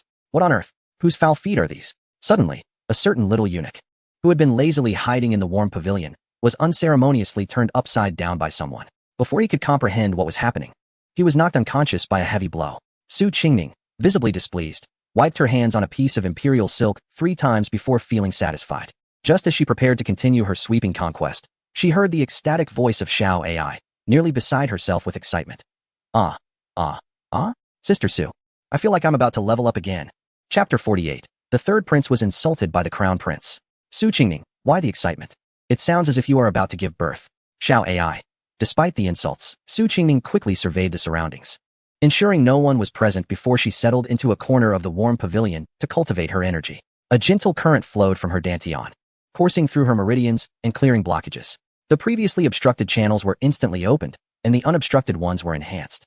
A faint blue halo flickered between her brows, and Su Qingning felt a delicate mist enveloping her fingers. Suddenly, a notification echoed in her mind from the space. Congratulations, host. Level 3 space upgrade successful. Water elemental abilities and a level 2 farming space have been unlocked. Without hesitation, Su Qingning entered the space. Indeed, she discovered that the small farm had transformed into a medium-sized one. Its area expanded at least 5-fold. Standing at the entrance, she gazed inside, feeling as though the entire farm was equivalent to about 40 football fields, stretching endlessly before her. Not only could she now support the Xiao family, but she could also accommodate an army without fear. Fortunately, all tasks were entrusted to Xiao AI. Otherwise, she would be utterly exhausted. The soil and water in this space were exceptionally fertile, coupled with the ability to manipulate time freely. The animals seemed to breed profusely, and the plants grew wildly. The previous level 1 farm was nearly overwhelmed by such rampant reproduction. Thankfully, the upgrade had come just in time, allowing various chickens, ducks, cattle, and sheep to move into their new homes, joyfully frolicking in their respective enclosures. Moreover, it seemed that due to the space upgrade, the facilities within had also improved. Even the flow of water in the spiritual spring had become more vigorous than before. Su Qingning focused her intent, moving her fingers, and a massive water sphere slowly floated from the spiritual spring. With a graceful swipe of her delicate finger, she poked it, causing the large water sphere to rise into the air and burst with a resounding splash, showering her with a fine mist resembling rain. 2 yellow dogs, having spent a significant portion of their lives in the space, were busy planning their 10th litter when they were suddenly drenched by the unexpected downpour. With a startled yelp, they leaped up, ready to snap at the intruder. However, upon recognizing Su Qingning, they were seized by a wave of terror, swiftly fleeing without a trace. Watching the rain she could manipulate with speed and direction, Su Qingning felt a thrill of excitement. How delightful! Not only do I now possess a personal air conditioner, but also a humidifier. I need not fear even a decade-long drought. Hey, Sister Su, you have no idea how powerful this ability is. You can slice through with water blades, create explosions by disassembling water molecules, form water curtain barriers, and even fly with steam propulsion. Xiao AI babbled on, eager to impart the myriad benefits to Su Qingning. Su Qingning, it sounds splendid, but the humidifier is more practical. Xiao AI. Meanwhile, the progress bar in the space overhead had updated. Level 4 space upgrade in progress, current progress 15. Soon to unlock wood elemental abilities and a level 2 storage building. Please complete the storage tasks promptly. A level 2 storage building? Her current 9-story storage building was nearing capacity, demonstrating the space's intelligence. It provided exactly what she needed. Wood elemental abilities? How splendid. Soon, she would have little trees and flowers serving her tea. Imagining her future of leisure, Su Qingning couldn't help but smile, leaving Xiao AI at a loss for words. Boss, don't you realize how powerful wood elemental abilities can be? They can promote plant growth, command plants for offense and defense, and absorb the essence of plant spirit power. Is that all you see, just tea service? Yet, Xiao AI dared not voice its grievances aloud, as it still hoped for a 5-star review from Su Qingning upon completion of their tasks. Feeling rejuvenated, Su Qingning exited the space, now brimming with energy. Her speed in gathering supplies had significantly increased. Before long, she had thoroughly looted the third prince's palace. However, a lingering sense of unfulfillment urged her to contribute further to the plastic brotherhood between the crown prince and the third prince. With a swift motion, she returned to the main hall of the palace. Upon landing, she was met with utter chaos and an indescribable stench. About 20 drugged beauties lay incapacitated on the floor, and the eunuchs were sprawled, utterly exhausted. The third prince, the sole undrugged male in the hall, appeared pale and drained, buried beneath a pile of beauties, visibly gasping for breath. Concerned that this frail fellow might not survive, Su Qingning reluctantly retrieved a rare elixir from the emperor's collection and fed him a small piece. She then dashed back into the space, changing into a set of attire appropriated from the crown princess guards. Emerging, she crouched down and delivered a resounding slap to the third prince's face. With a sharp sting, the third prince felt an intense pain on his left cheek, tears streaming uncontrollably from his eyes. Blinking blearily, he saw a shadow looming before him. What are you doing? Another slap followed, so forceful that it twisted the third prince's neck. Su Qingning lowered her voice, feigning a report to someone outside. I didn't expect the third prince's minions to be so inept. Weavy emptied his palace with just one small team. This fool doesn't he even recognize his own worth, daring to contend for the crown prince position. Should I eliminate him now and seek rewards from our master? Using her wind elemental abilities, she made the curtains flutter, creating the illusion of a presence outside. Xiao AI simulated the voice of a middle-aged man, vaguely instructing her. All right. Hurry out so we can report back. Our master says this fool still has his uses, so he must not be killed yet. Oh, very well. Su Qingming feigned disappointment, delivering one final blow that rendered the third prince unconscious once more. The third prince, in a state of sheer terror, realized, just before losing consciousness, the identity of the assailant, someone from the crown prince's guards. The crown prince's people sought to kill him. The crown prince sent someone to steal his palace and even had him drugged and humiliated. He had been embroiled in a power struggle with the crown prince for years, often thwarting each other's plans. At this moment, overwhelmed by indulgence and inebriation, he subconsciously believed the reality he perceived. In the final fleeting moment before losing consciousness, the flames of hatred surged in his heart. The last thought that lingered was, my dear imperial brother, I never imagined you would allow someone to humiliate me to this extent. Since you initiated this conflict, do not blame me for lacking compassion and righteousness. I, Li Qingyuan, vow not to live as a man if this grudge remains unavenged. Chapter 49. Is there a salty hand in my blanket? Su Qingming returned this night, with a heart full of joy. The exhilaration of her successful endeavors prompted her to hum a cheerful tune as she bounced back to the camp of the exiled group. Approaching the cave where the Xiao family resided, she listened to the steady rhythm of everyone's breaths, feeling as though she had returned home, her heart gradually settling into tranquility. Not wishing to disturb their rest, she quietly nestled into her fragrant bedding. However, in the next instant, she was abruptly enveloped in a warm embrace, a pair of large, anxious hands swiftly exploring her from top to bottom. Su Qingming. An electric shock coursed through her body, leaving her momentarily stiff. Lowering her voice, she exclaimed in anger, Xiao Huaishua, what are you doing? Xiao Huaishua was equally taken aback, a fleeting moment of panic flashing in his eyes. He had been waiting for Su Qingming to return, growing increasingly anxious as time passed with no sign of her. Finally seeing her return, he instinctively wanted to check if she had sustained any injuries. The cave was pitch black, and unable to light a lamp, he resorted to touch. Yet, feeling the softness beneath his hands, he realized something was amiss. His heart quivered uncontrollably, and he instinctively withdrew his hand. I apologize. I merely wanted to see if you were hurt. Xiao Huaishua could almost hear the pounding of his own heart, yet he stubbornly kept Su Qingming tightly in his embrace. This embarrassing situation elicited laughter from Su Qingming. She reached out to tilt his chin, teasingly saying, What? Are you that concerned about me? Of course. His tone carried a hint of grievance. His distinctly defined hand playfully pinched the soft flesh at Su Qingming's waist. The mutual sensations felt so real that Su Qingming instinctively shivered, her face reddening to the point of nearly bleeding. She silently screamed in her heart, This is a wolf clad in sheep's clothing. How could I have been under the illusion that Xiao Huaishua was a docile lamb to be bullied? Her heart raced uncontrollably, and she attempted to shift away. In response, Xiao Huaishua also shifted with her, tightening his hold. Su Qingming whispered angrily, Xiao Huaishua, let go of me. I'm going to suffocate from the heat. Unmoved, he replied, You could adjust the airflow a bit. Su Qingming, look, these ancient people are incredibly clever. She could hardly conceal any delightful secrets. Resigned to her predicament, she ceased her struggles and found a comfortable position against Xiao Huaishua, closing her eyes. She thought to herself, with a handsome man as a pillow, why not take advantage of it? Unbeknownst to her, her fragile physique, a result of childhood malnutrition, meant that she unwittingly became Xiao Huaishua's pillow for the entire night. The two gradually sank into a dream, blissfully unaware of the sweet smiles that adorned their faces. Meanwhile, in the Su household, Qin Yinyang's youngest son, 10-year-old Su Abeo, had been crying since this afternoon, unable to find his mother. As the only male in the family, Su Bingxing was particularly concerned, cradling and soothing him for a long time. However, the entire Su family was sleeping on the ground, exhausted and without food or shelter. Su Abeo's incessant cries drained Su Bingxing's patience. Impatiently, he called for Su Qingyu, who had been sitting in the shadows. You girl, take your brother back and keep an eye on him. If he disturbs others' sleep, do not blame me for dealing with you. Yes, father. Su Qingyu, the second daughter of Qin Yinyang, possessed a doll-like face that belied a lurking malevolence. Consequently, the members of the Su family avoided conversing with her, preferring her company in solitude. When she heard Su Bingxing's call, she merely responded softly, obediently moving to carry her brother back. Wah, I want my mother. I want my mother. Wah, I don't want you, you lifeless corpse. I want my mother. Su Qingyu observed her frail brother, who, despite his small stature, possessed surprising strength. Unable to escape her embrace, Su Abeo began to wail even louder. At that moment, Zhao Yinyang, just freed from her bindings, hopped over, her eyes gleaming with malice. You girl, it was her. She killed your mother.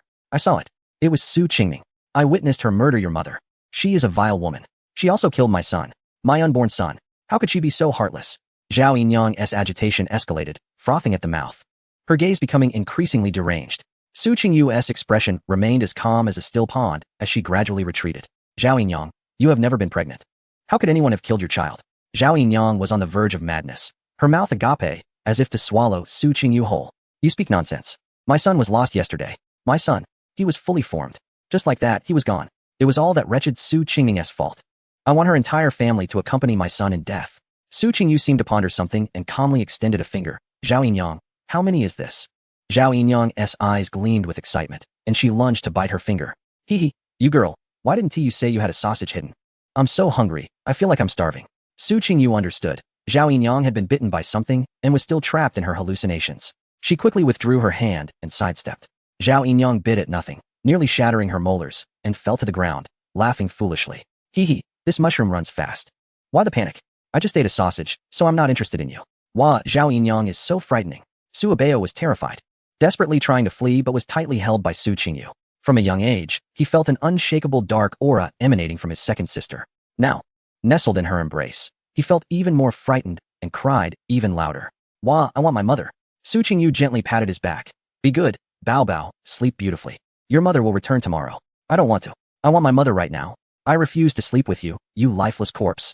Su Qingyu seemingly ignored his protests, her demeanor exceedingly gentle as she carried Su Abeo back to the unnoticed shadows of the woods. With a swift motion, she rendered him unconscious. Lightly chuckling, she mused, how could you not fall asleep? Look, you are already asleep. Bao Bao is truly understanding. You have not caused your sister any worry at all. Su Qingyu gently rocked the slumbering Su Abeo. Her eyes filled with hatred as she fixed her gaze on the cave where Su Qingming and the others resided. Mother, sister, rest easy. I will ensure that all who have harmed you will meet a most wretched end. Chapter 50, Compensation. The abacus beads hit me in the face. Early the next morning, the Xiao family rose and busied themselves with their respective tasks. Su Qingming assisted Zhang Qinxue and her sister-in-law in organizing their belongings, while Lu Qing accompanied the second sister-in-law to borrow a pot from the constables, preparing breakfast for everyone. Observing the unexpectedly abundant game and an array of vegetables and fruits, grandmother and the second sister-in-law said nothing, calmly processing the ingredients to prepare a fragrant vegetable and meat porridge. The dishes they prepared were exceptionally delicious, and recently, Zhao Jinhai and Li Yang often came by to share a meal, since the two always brought a generous supply of food for the Xiao family. No one complained and quietly made room for them at the table. Everyone savored the rich meat porridge, feeling a wave of contentment wash over them. Li Yang had 2 large bowls, licking his lips in sheer delight. Unsatisfied, he grabbed a plump and juicy water peach and took a bite. The exquisite taste made his eyebrows dance with pleasure. Heavens, I have never tasted such a delicious peach. Madam, where did you procure this peach? Su Qingming thought to herself. The black soil and spiritual spring water in her space nurtured it. How could it not be delectable? She handed one to Xiao Huaishua and took a large bite herself. Shamelessly fabricating, I picked it from the mountains. Li Yang's eyes widened as he gazed at the plump, juicy apricots, loquats, and plums before him, uncertainly asking, are all these picked from the mountains? Did he and Madame visit the same mountain? He went up yesterday and only gathered some sour wild fruits. Nonsense. Su Qingming shot him a look of disbelief. Li Yang, feeling aggrieved, retreated to a corner to indulge in his water peach. Forget it, he thought. He could never compare to such extraordinary individuals like Su Qingming. As a minor character, he possessed the wisdom of a minor character. He knew that following Sister Su meant feasting on meat. Life ahead was far more promising than being a miserable errand boy. The members of the Xiao family wore expressions of satisfaction. They quietly enjoyed their sumptuous breakfast, silently grateful for Su Qingming's arrival. Being worldly individuals, they could discern that the meat, vegetables, fruits, and various essentials Su Qingming provided were far from ordinary. In fact, they were superior to what they had used in the royal palace. Who could have imagined that in their exile, their provisions would be better than what they enjoyed as noble scions in the capital? If the treacherous emperor learned of their current circumstances, he would surely be enraged to the point of ascending to the heavens right then and there. Meanwhile, the Su family, separated by a small grove, appeared disheveled and destitute. They had been thoroughly plundered by Su Qingming before their exile and were now utterly impoverished. Concubine Shen realized that the Su family was a den of ungrateful wolves and was solely focused on hiding what little money remained, intending to slowly spend it with her pair of children, thus abandoning any thoughts of assisting the others. The Su family sat together, ravenous and reduced to eating free. Inedible black steamed buns. The buns were so unpalatable that it took immense willpower to chew and swallow them. Meanwhile, the aroma of the meat porridge from the Xiao family wafted tantalizingly toward the Su family, who could only swallow their buns while salivating in despair. Yet, they dared not openly confront the Xiao family, only muttering quiet curses against their unwillingness to share. Before long, the Xiao family and the constables finished their meal, and the exiles had no choice but to continue trudging along behind them. The members of the Xiao family, having bathed in medicinal water the previous night, felt remarkably invigorated, walking with renewed energy. Additionally, since Su Qingning had awakened her water-based abilities, a gentle breeze and a faint mist surrounded the Xiao family, creating a refreshing atmosphere. As they traversed the open fields, even under the scorching summer sun, they felt no discomfort.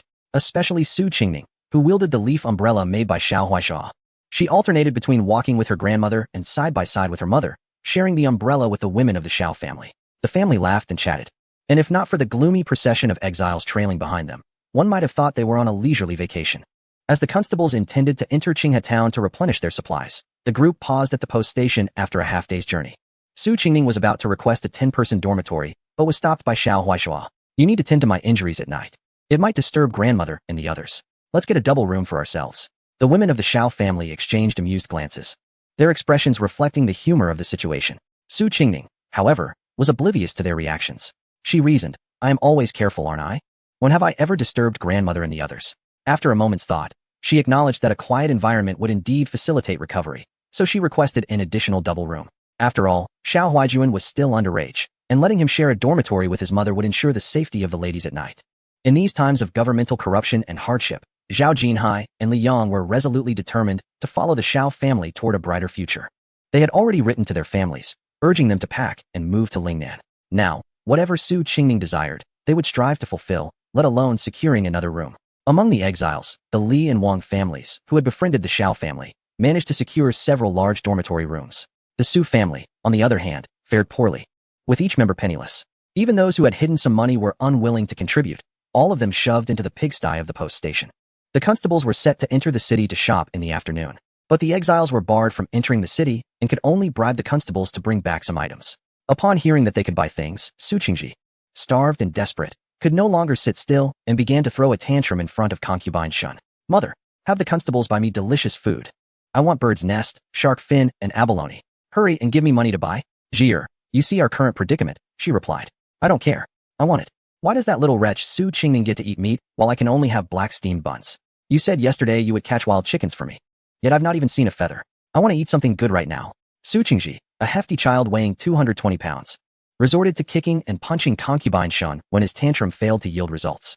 Several grotesque lumps appeared on her already swollen face. Despite her increasing disdain for her eldest son, she couldn't bear to see him starve and quietly slipped a few taels of silver to a nearby constable, asking him to buy some meat buns for her son and daughter.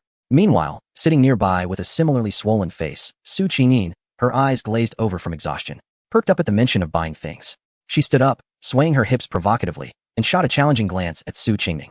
Mother, make sure the constables buy plenty. I want everything Su Qingning has. After speaking, she dramatically blinked her eyes, which were swollen to a slit, casting a cryptic glance at Xiao Huaisha, who was seated beside Su Qingning. Chapter 51. Shocking. Su Qingyin has lost her nose. Su Qingyin, with her mountainous, swollen face, awaited the moment when Su Qingning would be so enraged that she would jump up, preparing to mock her thoroughly. However, the next second, she saw the head constable, Zhao Jinhai, approaching Su Qingning with utmost respect, inquiring, Madam, would you like to accompany Yang and a few brothers into the city for shopping? Su Qingning contemplated the necessity of acquiring some cookware and household items, reasoning that it would be more convenient to retrieve items from her spatial realm in the future. She then said, all right, I shall accompany them. However, just as she took a few steps, she was tugged back by Xiao Huaisha, who grasped the hem of her skirt. I will go with you, he insisted. With a hint of exasperation, Su Qingning gently reassured him, I need to purchase many things, and it would be inconvenient for you to accompany me. Moreover, the patient requires ample rest. You should remain at the inn and recuperate. Yet, Xiao Huaishua's gaze remained resolute as he clung to her clothing. I will rest tonight. It is unsafe for you to enter the city alone. I must accompany you. Previously, in the forest, his wheelchair had limited his mobility, leaving him restless as he watched Su Qingning act independently. Now, with the prospect of entering the city, he could manage it in his wheelchair and would not allow her to venture alone any longer. Su Qingning thought to herself, Dear brother, have you lost your mind? Are you truly concerned for my safety? Perhaps you should worry more about the dangers lurking in the city. However, seeing the stubborn expression on Xiao Huaishua's face softened her heart. She could only offer a few words of caution to Huaijin before pushing him along with her. The two exchanged smiles, their eyes brimming with tenderness. Both possessed strikingly handsome features, and even clad in simple, coarse garments. They appeared akin to ethereal lovers from a romantic tale under the resplendent midday sun. Throughout this, Su Qingyin received not a single glance from them, leaving her feeling as though she were a mere insignificant creature unworthy of their attention. Her frustration boiled over. Her face contorted in rage as she clutched her mother's arm and began to shout helplessly, "Ah, why does Su Qingming get to enter the city with the officials? Why is it permissible for her, but not for me?" Observing the officials casting angry glances at the mother and daughter duo, she quickly offered a few pieces of silver to appease them. With a quivering, distorted face, she softly consoled, "Ener, do not cause a scene. Mother will ask the official to buy you your favorite osmanthus cake, all right? I don't want osmanthus cake. Go and kill Su Qingming for me. She is the one who stole my betrothal." Lady Shun did not anticipate her daughter would, in a moment of desperation, shout such things aloud. Startled, she hurriedly covered her daughter's mouth. In doing so, she inadvertently burst several painful blisters on Su Qingyin's face, causing her to cry out in agony. Realizing that no members of the Xiao family were nearby, Lady Shun finally relaxed, whispering, "Ener, I have warned you before. That little vixen Su Qingming is not to be trifled with. Have you forgotten? Your second uncle was demoted to the Lingnan region as a county magistrate last year. When we go there, he will surely assist us. Just endure a little longer. Once we reach Lingnan, it will be the end for that little vixen Su Qingming. I will fulfill any desire you have." Su Qingyin seemed to contemplate this, and her sobs gradually ceased. She paid no mind to the yellow-green pus on her face as she watched Su Qingming and Xiao Huaishua depart, a malicious glint surfacing in her eyes. "I want everything that belongs to Su Qingming, including her family, friends, and lover. Very well, whatever my dear Ener desires, I shall ensure it is done. Be good now. Do not make a fuss." Humph. Su Qingyin impatiently shrugged off Lady Shin's hand and strode towards the inn's courtyard. The mere thought of the affectionate scene between Su Qingming and Xiao Huaishua, where they seemingly only had eyes for each other, ignited her fury. That was, after all, her betrothal. How could Su Qingming have taken it from her and lived better than she did? Why was this so? In her zealous musings, she became careless and inadvertently tripped over an unseen object, falling unceremoniously. A sharp stone on the ground struck her already delicate nose, flattening it and causing crimson blood to flow freely from her nostrils. "Ah, it hurts. Who dares to trip me?" Su Qingyin cried, tears streaming down her face as she clutched her nose. At that moment, she encountered a doll-like face exuding an eerie aura, startling her greatly. It took her a moment to recognize it was her own inconspicuous fourth sister. Furious, she kicked her in anger. "You are nothing but a walking corpse. Just looking at you brings misfortune. Even in death, you cannot remain still." Casting a malevolent glare at the two siblings seated in the shadows, she then ran off to find Lady Shun to tend to her wounds. Nestled in Su Qingyu's embrace, Su Abeo was equally frightened by Su Qingyin's fierce demeanor, only daring to speak once the others had distanced themselves. "Why did she kick you? We were sitting right here. She ran into you herself." Looking up, she saw her sister calmly watching Su Qingyin's retreating figure, a chilling smile gracing her lips. Terrified, she promptly lowered her head. The commotion at the inn did not disrupt Su Qingming's joy as she strolled through the market. Although Qinghe Town did not possess the bustling splendor of the capital, it still boasted a variety of offerings. As a genuine time traveler, Su Qingming marveled at the myriad of snacks and pastries lining the streets, eager to sample each one. Xiao Huaishua did not view her enthusiasm as trivial. With a smile, he silently accompanied her, occasionally sharing amusing anecdotes about certain delicacies, captivating her with tales unknown to even a stoic warlord like himself. Their laughter filled the air as they walked together, appearing as a typical loving couple despite their tattered garments. The officials trailing behind them did not resemble vigilant monitors, but rather seemed to act as protectors. Su Qingming had intended to gather supplies discreetly today, yet these persistent shadows hindered her movements. She exchanged a glance with Li Yong, who promptly understood her intent. "Young madam, you and the third young master continue shopping. We must procure supplies for the exiled group. Shall we meet at the city gate at the hour of the rooster?" "Indeed." Su Qingming replied in a similarly feigned manner. "It would be inconvenient for us to tag along, so we shall see you shortly." The small official accompanying Li Yong appeared bewildered. "Sir, is this proper? Allowing the exiles to roam freely is against the regulations." Li Yong swiftly smacked him. "I have the final say in this exile group. My word is the rule. Understood?" "Understood." The small official seemed to grasp the situation, obediently following Li Yong. In truth, Li Yong was aware of Su Qingming and Xiao Huaishua's capabilities. Should they choose to escape, these minor officials would not stand a chance against them. Furthermore, with the prospect of enjoying the good life alongside Su Qingming, they were far too eager to obstruct their movements. Once the others had vanished from sight, Su Qingming quickly found a secluded spot to remove the shackles from herself and Xiao Huaishua. She then donned attire typical of the common folk to conceal the conspicuous character for prisoner emblazoned across their backs, making it inconvenient for their upcoming shopping spree. "My dear, let us purchase a cart. It can carry our belongings and transport us, making our travels more comfortable in the future." "All right," Xiao Huaishua replied, gazing up at her with a hint of admiration. Her gaze was focused and earnest, as if he would acquiesce to any inquiry she posed. Su Qingming pushed him into a carriage shop that appeared to be quite well decorated. The establishment was bustling with business, with the owner and his wife busy attending to the earlier customers. A young girl, around 15 or 16, sat behind the counter, idly flipping through a sketchbook. Upon noticing the modest attire of the newcomers, she scoffed. "We are not hiring right now. You need not enter." Su Qingming was somewhat speechless. "Excuse me. What do you mean by we? You've already declared that you're not hiring, so why are you trying to keep us out? Hurry along. You're delaying our business, and I assure you, it won't end well for you too." The girl displayed a sharp and caustic demeanor. However, her expression brightened when she spotted Xiao Huaishua. Yet, upon realizing he was in a wheelchair, she spat disdainfully. "He may be handsome, but alas, he is a cripple. If he were whole, we wouldn't mind offering him a soft living here." Chapter 52. Pay attention. This is the most handsome fellow in the donkey stable. Upon noticing Su Qingming's flawless complexion, the girl felt an inexplicable sense of shame. Angered, she warned, "If you two do not leave, do not blame me for calling someone to throw you out." In the next moment, she felt a sharp and chilling breeze pierce through her gaping mouth, striking a sensitive spot on her tongue. A searing pain shot from the base of her tongue, causing it to twitch uncontrollably, and glistening saliva dripped from her open mouth. Su Qingming observed her comical expression and chuckled.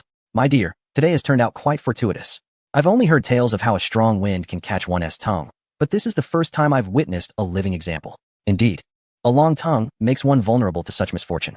Haha. Su Qingming found it utterly delightful. The proud general of the Qian dynasty speaking such nonsense was rather charming. At that moment, the people in the shop were oblivious to the sudden fit of the owner's daughter and were preoccupied with assisting her. Su Qingming, not wishing to indulge in further folly, promptly wheeled Xiao Huaishua to the carriage shop diagonally across. Although this shop was not as grandly decorated, it was notably tidy. The owner, possessing a sincere demeanor, did not look down upon them due to their attire. Rather, he warmly welcomed them. Su Qingming stated plainly, "Sir, please show us your finest donkey." Initially, she had considered purchasing a cart or an ox cart, but in this era, oxen and horses were considered luxury items. For their family, such conspicuousness would be unwise. Moreover, their exile group consisted of several hundred individuals, with numerous donkey carts allocated for the guards to transport supplies. Buying a donkey cart for themselves would allow them to simply have Zhao Jinhai claim it belonged to the guards. Seeing that they appeared genuinely interested in purchasing, the shopkeeper did not hesitate and led them to the innermost part of the donkey stable. Su Qingming's eyes lit up upon seeing a donkey that was significantly larger than the average, its coat gleaming black and its eyes bright and spirited. While the other donkeys were huddled together, this one resided alone in a single stall, clearly the most striking specimen in the stable. Su Qingming inquired about the price, to which the shopkeeper replied, "Miss, this is the finest donkey we have. It is priced at 4 taels of silver according to market value." Su Qingming, unfamiliar with the market for such animals, turned to Xiao Huaishua. He pondered for a moment and nodded seriously. In truth, the shopkeeper was quite honest. A donkey of such quality would fetch several times its price in the capital. Su Qingming promptly agreed to buy the donkey and also selected a cart that looked plain on the outside but was remarkably spacious within. Considering that they might grow weary from their travels, she requested the shopkeeper to add thick cushions to the seats and sides of the cart. The shopkeeper, seeing Su Qingming behaving like a generous benefactor, couldn't help but worry for her. "Madam, if this is merely for daily needs, you need not purchase such an extravagant cart. Our most popular options over there are both economical and durable." Su Qingming understood that the owner was genuinely trying to help her save money. Following his gaze, she observed several smaller carts that, while less grand, would suffice for a family's travel. However, she had more money than she could count and had no intention of compromising for the sake of a few coins. Seeing that Xiao Huaishua had no objections to the shopkeeper's pricing, she decisively waved her hand and paid for the cart and additional items in full. The shopkeeper was taken aback by such a substantial sale and beamed broadly, grinning from ear to ear. He quickly provided them with several bags of premium donkey feed and instructed his assistant to prepare the cart for them. Xiao Huaishua appeared to have taken a liking to the handsome donkey, his lips curving into a subtle smile as he effortlessly settled into the cart. After placing his wheelchair inside, he extended a hand to help Su Qingming up, though Su Qingming could easily hop up by herself. She felt a surge of happiness seeing him treat her with such respect, so she placed her hand in his and gracefully climbed aboard. "Oh, the handsome donkey from the shop has been sold. Oh, the cart is lovely, though it is rather expensive. It has been in the shop for quite some time, and only today has it found a buyer." After all, the townsfolk were not accustomed to seeing such grand sights. When the donkey first arrived, its striking appearance had garnered considerable attention. Yet, given the economic struggles of the locals, most would only purchase inexpensive donkeys. Now, witnessing someone buy the handsome donkey, many peered out to observe. The owner's wife of the diagonally opposite carriage shop had just seen off her previous customers and spat in frustration. "Bah, what nonsense is this? Coming in without purchasing anything, wasting my time." Turning around, she spotted the ever-resent shopkeeper. now beaming as he escorted Su Qingming and Xiao Huaishua out. Enraged, she grabbed a feather duster and swung it at the girl still slumped in her chair. You wasteful creature. You've ruined such a lucrative opportunity. Go to the woodshed and reflect on your actions. You shall not have dinner tonight. As Su Qingming and Xiao Huaishua drove their donkey cart along the most vibrant street of Qinghe town, they indulged in a shopping spree. Although her space contained everything imaginable, bringing those items into the world would attract too much attention. Thus, she purchased numerous pots, bowls, utensils, knives, cutting boards, rice, millet, various beans, vegetables, fruits, fabrics, and daily necessities, everything the shopkeepers had to offer. She instructed the shopkeeper to place the goods in a discreet alley, seizing the opportunity to store them away while no one was watching, leaving only a small portion on the donkey cart.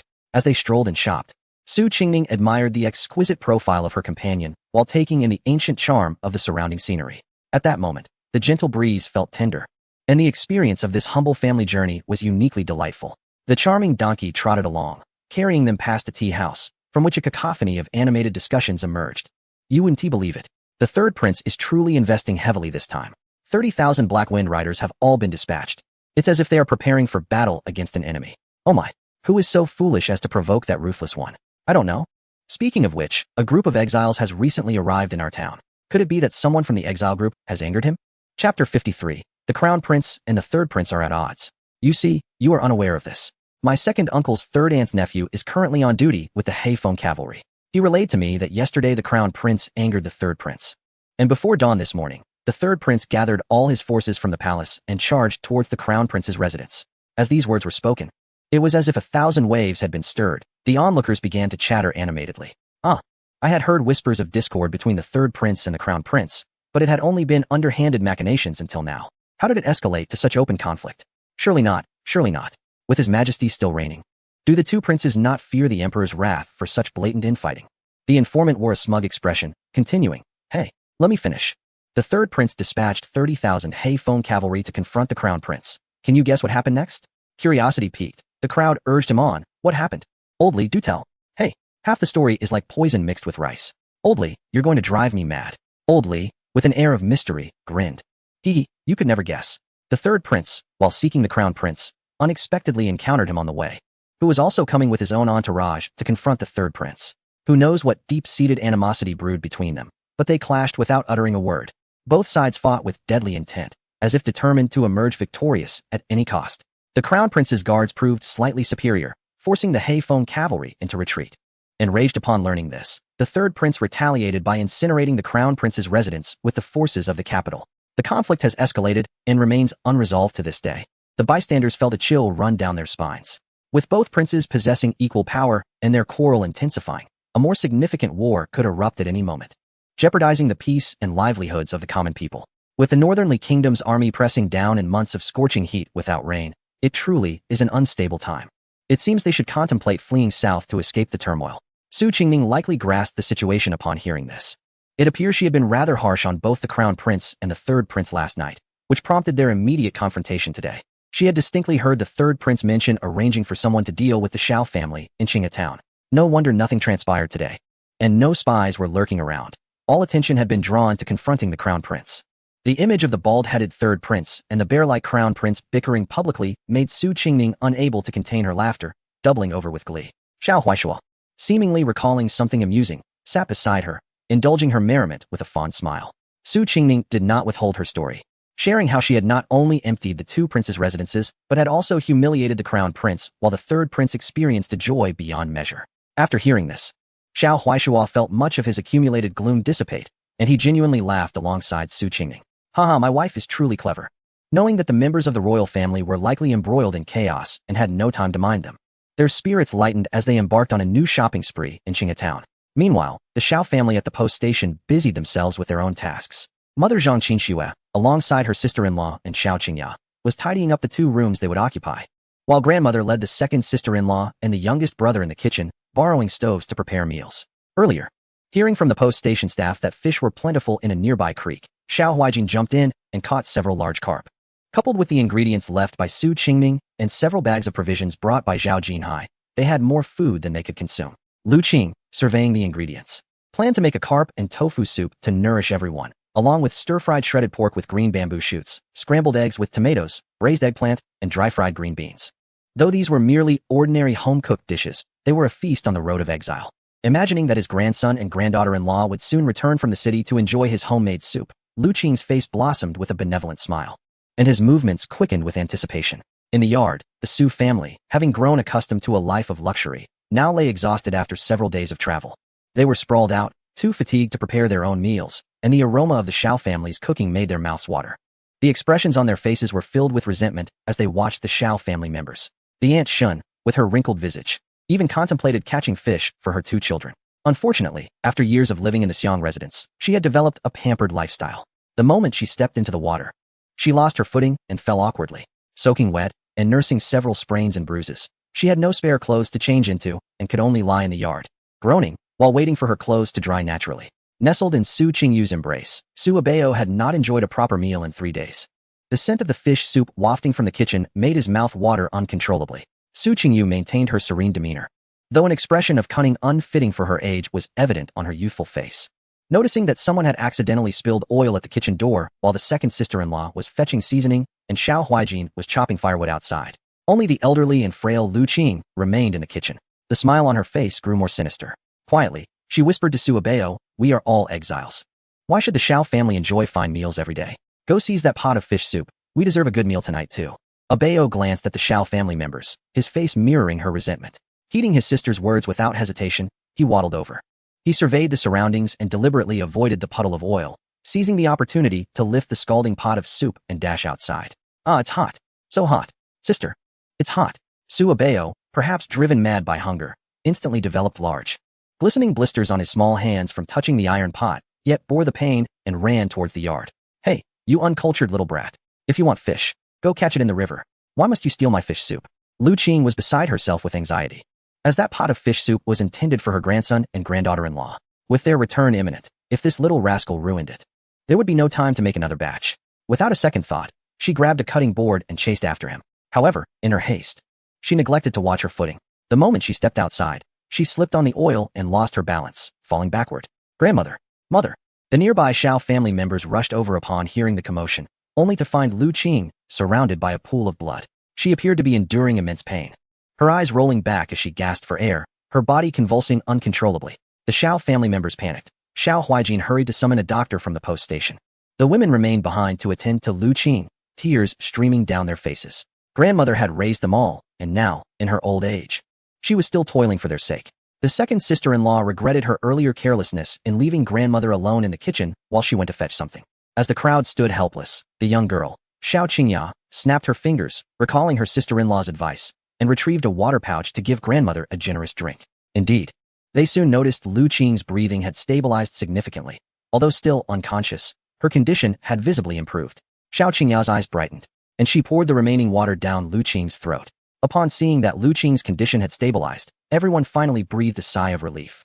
They cautiously lifted her and carried her back to her room, awaiting the arrival of the physician. Meanwhile, the Su family, who had been lamenting their misfortunes, found great joy in witnessing the Xiong family's troubles, their lips curling into uncontainable smiles. "Sister, tonight we can finally enjoy a proper meal," Su Abeo exclaimed, proudly presenting the pot he had snatched from the kitchen to Su Qingyu. Even Su Qingyu, with her doll-like face that often appeared grim, seemed to exhibit a flicker of encouragement. However, in the next moment, her peripheral vision caught sight of the furious second sister-in-law of the Xiong family striding toward them.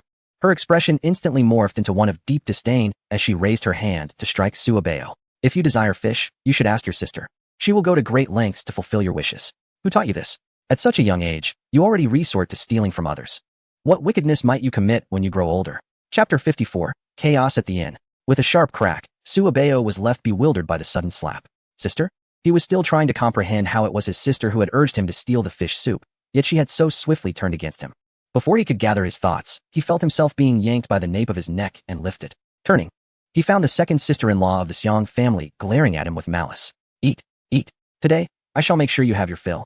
She then hurled Su Abeo into the pot filled with scalding fish soup. "Ah, it's so hot. Ouch, it hurts." The soup splashed everywhere, drenching the onlookers from the Su family. Su Abeo, having been thrown, felt a searing pain in his rear and noticed blisters rapidly forming across his body. Seeing his beloved child harmed, Su Bingxing could no longer remain passive. He rushed forward, pointing an accusatory finger at Jiang Xinyue. "You shameless woman. How dare you resort to violence over a trivial disagreement? We are practically family. What is the harm in sharing some of your fish and meat with us? Does your old matriarch have no shame? All Arabeo wanted was a taste of fish soup, yet you chased after him to reclaim it. Now that he has accidentally fallen, you take out your fury on him. You are utterly unreasonable. Jiang Xinyue, having heard of the Su family's various mistreatments towards Su Qingning, was already seething with anger. Now, she could hardly contain her laughter at Su Bingxing's absurd reasoning. She could not be bothered to engage in debate and instead delivered a punch squarely to his face. Reason is for humans. Animals must be dealt with by force. Ow! You shameless woman. Su Bingxing had not expected the fierce temperament of this young woman. The punch left him with a swollen forehead, and he felt as if his head might burst, blinded by pain. He lost his balance and fell to the ground. What are you doing? You shameless woman. How dare you strike my father? I will not let this go. Su Qingji, who had always shared a close bond with his father, was enraged to see Jiang Xinyue lay a hand on him. With his hefty 220-pound frame, he charged at her. Jiang Xinyue appeared diminutive in comparison, and if he collided with her, it would not end well for her. The nearby Wang and Li families rushed forward to shield Jiang Xinyue. Wang Ziguang, the eldest son of the Wang family, was particularly strong and easily toppled the hefty Su Qingji to the ground. What is happening? It was Urabeo who initiated this theft, causing the old matriarch to faint. How can the Su family still claim to have a point? It's laughable. We all witnessed you expelling the young mistress from your home. Why should she share her good fortune with you? Bah, a family of shameless old fools. Upon returning to the inn with a donkey cart laden with goods, Su Qingming and her companions heard a commotion erupting from the back courtyard. Xiao Huaiqin was anxiously pulling along a physician, seemingly pleading with him. Su Qingming immediately inquired, "Fourth brother, what has happened?" Seeing his sister-in-law return, Xiao Huaiqin was nearly moved to tears as he hurriedly explained, "Sister-in-law, grandmother slipped in the kitchen and has now fainted. This doctor says she is beyond saving and that we should prepare for her final arrangements." What did you say? Xiao Huaishua felt as if struck by lightning, his entire being frozen in place. Understanding the urgency, Su Qingming comforted him with a reassuring pat on the hand. Many ailments that doctors deem incurable can still be treated. You and Huaiqin go park the cart. I will check on grandmother. Seeing her determination, Xiao Huaishua gradually regained his composure. He cast a grateful glance at her before heading with his brother to the stable. Meanwhile, the main dormitory of the Xiang family was eerily silent. The female relatives were unaware that Su Qingming had nearly remedied Xiao Huaishua's leg ailment. Previously, they had assumed she merely possessed some nursing skills when she alleviated their grandmother's heart condition.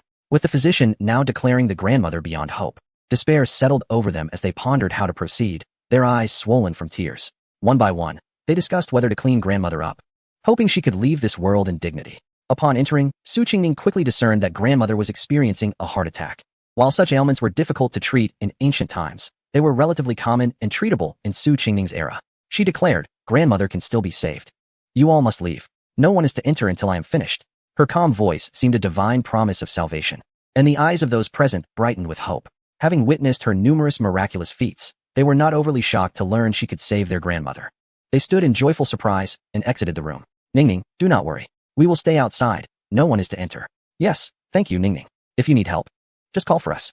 Sister-in-law, Yer will also guard the door for you." Hearing that grandmother could still be saved, Xiao Qingya was overjoyed, and with her little legs, she stood resolutely at the door, ready to protect her sister-in-law. Feeling reassured by the support of the Xiang family, Su Qingming locked the door and brought Lu Qing into her space. After checking Lu Qing's condition, she instructed Xiao AI to prepare the necessary tools. She was going to perform a heart bypass surgery.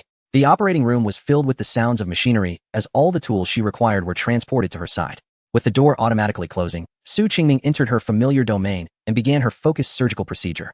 3 hours later, having worked up a sweat, she successfully sutured grandmother's wound and, seeing the monitoring equipment display normal blood pressure, heart function, and temperature, she finally exhaled with relief.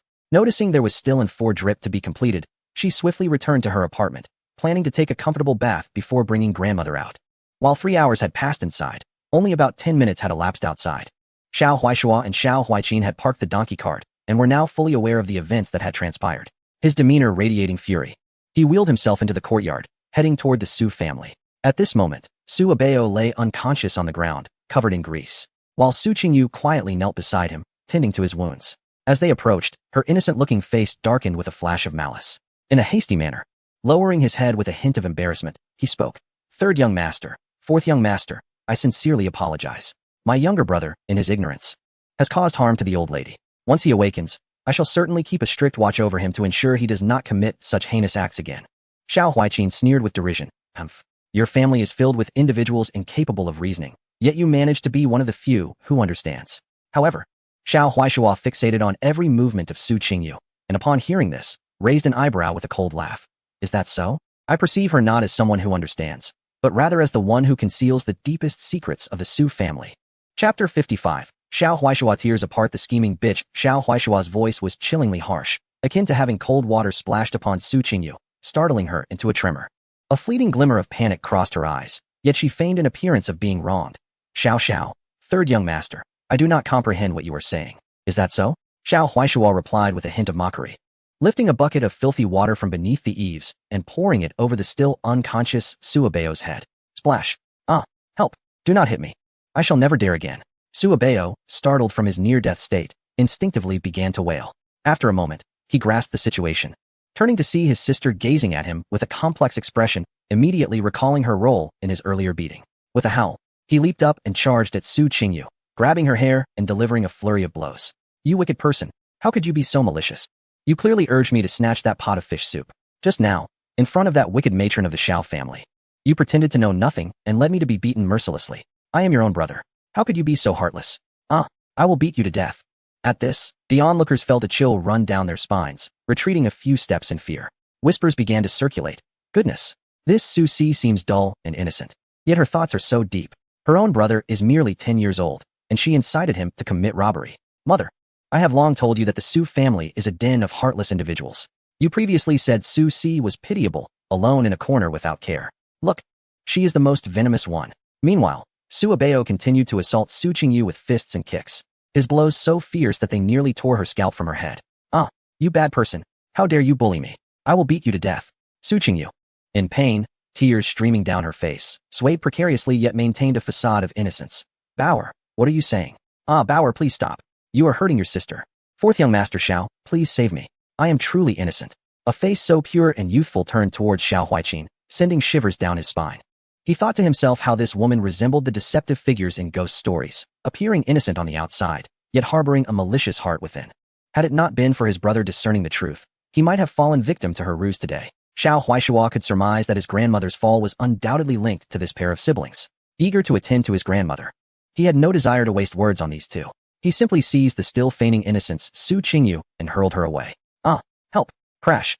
Su Qingyu's frail form traced a graceful arc through the air, ultimately crashing into a gnarled tree beside the courtyard wall. The tremendous force snapped the tree in two, sending her crashing to the ground amidst a shower of splinters and leaves.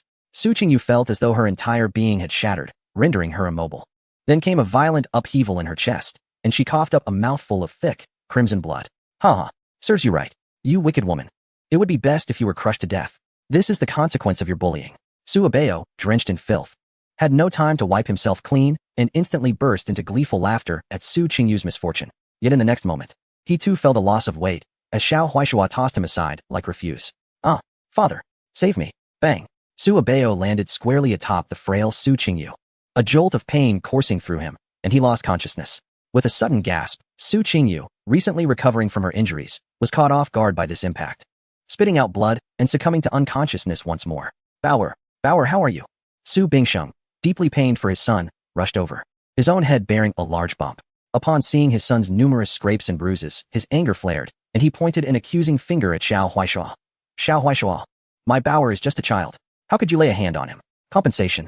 My son's injuries cannot be treated without at least 1,000 taels.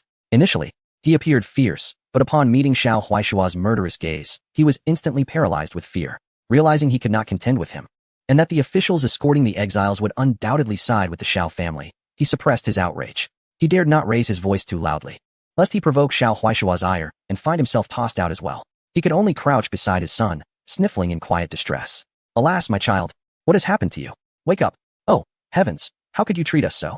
The officials escorting the exiles, having received Zhao Jinhai's warning, acted as though nothing had transpired. Su Bingxing's cries echoed unanswered. He shook Suabeo for quite some time without rousing him, ultimately seeking a physician for aid. The money Su Qingru had earned through her sacrifices had long been spent. Now, with empty pockets, he had no choice but to approach Shinshi for funds to summon a doctor for his son. Previously, concubine Qin had often used her charm to curry favor with Su Bingxing, making it difficult for Shinshi. Now, how could she possibly dip into her own pockets to pay for that wretched woman's son's treatment?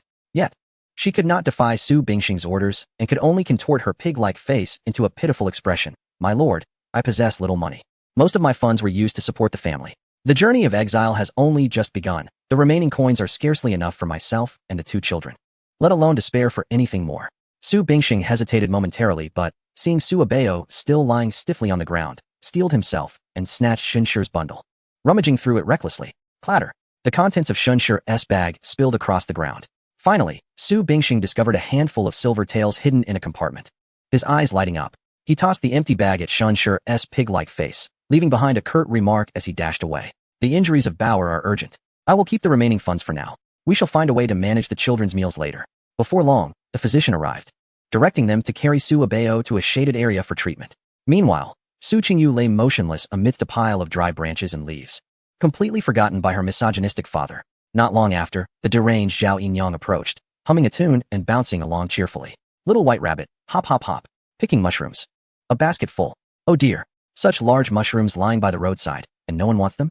Zhao Yinyang's eyes sparkled as if she had stumbled upon treasure, her excitement causing the mole by her mouth to quiver. She glanced around furtively, and seeing no one nearby, pounced upon Su Qingyu, preparing to sink her teeth into her neck.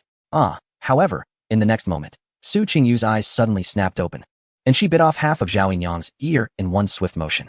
Those naturally innocent large eyes were now filled with a sinister malice, glaring fiercely at Zhao Yinyang. Zhao Yinyang, clutching her bleeding ear, stumbled back in panic, her already sharp and monkey-like features now twisted in fear. Help! The mushroom has come to life. The mushroom is biting. She dashed around the courtyard like a madwoman, causing Zhao Jinhai great distress. He hurriedly instructed the officers to capture and bind her, sternly warning the guards not to release her. Unbeknownst to anyone, Su Qingyu, filled with hatred, slowly chewed and swallowed the remnants of Zhao Yinyang's ear. After casting a chilling glance at the room where the Shao family resided, she quickly donned an innocent little girl facade, suppressing the excruciating pain that felt like her bones were cracking, and crawled back to her favorite shadowy corner. The commotion from earlier in the courtyard had reached the ears of the Shao family's women gathered at the grandmother's door. They all felt that the third had acted commendably. Such bullies needed to be taught a harsh lesson to deter them from thinking that the Shao family was easy to trample upon. After waiting for a long while with no further sounds from inside, anxiety began to seep into their hearts. Finally, the door creaked open, and they eagerly peered inside. To their horror, they found their grandmother lying pale and still within, causing them to panic and nearly burst into tears. Zhang Qinshue's legs went weak at the sight, nearly causing her to kneel. Ningning, has your grandmother already? Chapter 56. This medicine is priceless? Sister can mass-produce it. Su Qingning quickly explained, Mother, sisters. Grandmother is fine. She just needs to rest well. You may quietly go in and take a look, but be careful not to wake her. With her words, the weight of worry lifted from the hearts of the women, and they could no longer hold back their quiet tears. They all trusted Su Qingning. Hearing her say so, they chose not to disturb their grandmother and merely stood at the door to peek inside. Zhang Qinshua looked at Su Qingning, trembling with tears. She did not know how to express her gratitude to the heavens for sending such a fortuitous star to the Shao family. She felt that a simple thank you was too inadequate. Without Ningming's intervention, the Shao family's fate might have been far worse than that of the Su family. Yet, at a loss for words, she could only cling to Su Qingning, repeatedly expressing her gratitude. Su Qingning gently patted her back and comforted her softly. Mother, this is what I ought to do. Do not be sad. Those troubling matters are now behind us. We will surely live better from here on out. Zhang Qinshua wiped her tears, revealing a knowing smile.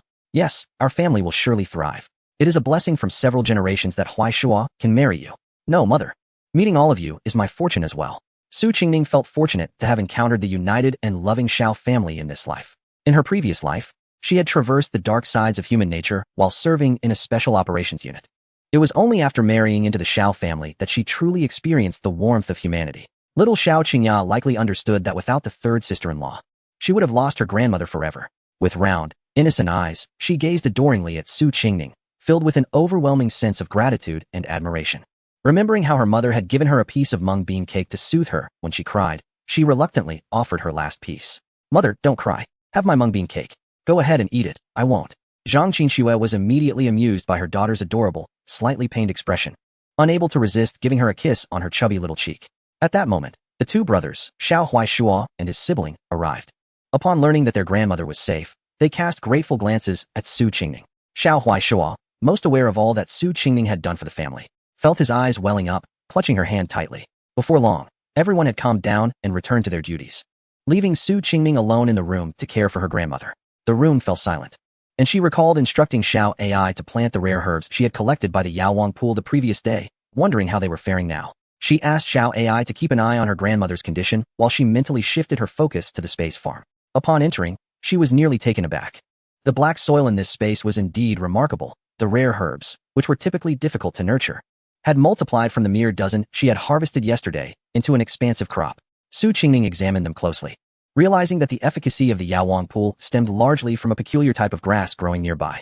Thoughtfully, she plucked a stalk of the pale red grass and, with a flicker, arrived at her laboratory dedicated to herb research, where she began to work ardently. After about 2 hours, Su Qingning gazed at several perfectly rounded pills before her, finally breaking into a satisfied smile. Just then, a jubilant voice echoed in her consciousness. Sister Su, that in your hand seems to be the legendary Shisue Dan. That pale red grass is the fabled Ningxue grass, nearly extinct in this world due to its difficulty in cultivation. Currently, a single Shisue Dan is priceless, yet you have developed it. Ah, Sister Su, you are my goddess. I am infatuated with you. I am crazy for you. Su Qingning, I got it. Silence. Dismissed. She popped a pill into her mouth, instantly feeling a rush of potent spiritual energy enveloping her. The force surged forth, elevating her previously meager inner strength to a new level, enhancing her already abundant abilities significantly. The water from the Yaowang pool had merely flowed past the Ningxue grass to gain its renowned efficacy. Now, having refined the grass into a pill, consuming just one equated to soaking in the pool dozens of times. The effects of cleansing the marrow and refining the essence far surpassed that of drinking from the spiritual spring. As Su Qingning reveled in the surging power within her, she felt elated. This item, deemed priceless outside, apologies, but Sister Su can mass-produce it. Henceforth, our family can indulge freely. Maintaining an outward calm, her heart soared with joy. Satisfied, she flashed back to the room, and shortly thereafter, Lu Qing stirred slowly awake. Lu Qing was acutely aware of her condition, realizing that Su Qingning had pulled her back from the brink of death. Upon seeing her, she was so moved that words escaped her, tears pooling in her eyes as she grasped Su Qingning's hand tightly. Ningning, you are such a good child. You have not enjoyed a single day of fortune since marrying into our Xiao family, yet you suffer alongside us. You do not complain, but rather help us alleviate our burdens. Grandmother, I do not know what to say. The elderly woman was rendered speechless with tears. Su Qingning understood her sentiments and quickly patted Lu Qing's back gently to comfort her. Grandmother, what are you saying? Since I married in, I have been a part of the Xiao family. How could we ever be divided? The Xiao family instinctively stood in front of her whenever trouble arose, treating her exceedingly well.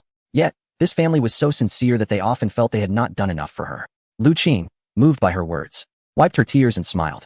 Indeed, we are one family, indistinguishable from one another. Grandmother shall no longer utter such words.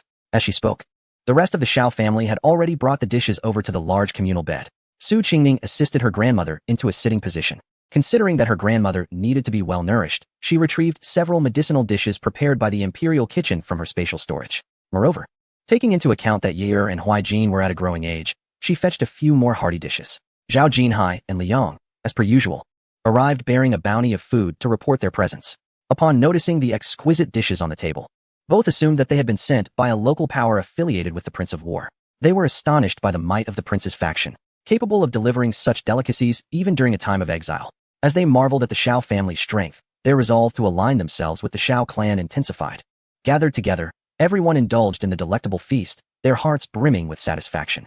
Through the narrow gaps of the closed window, they could catch sight of the Su family's pitiful figures in the courtyard, resembling stray dogs, which made the food even more fragrant. After a satisfying meal, Su Qingning contemplated hastily returning with Xiao Huaishua to test the cleansing elixir she had concocted.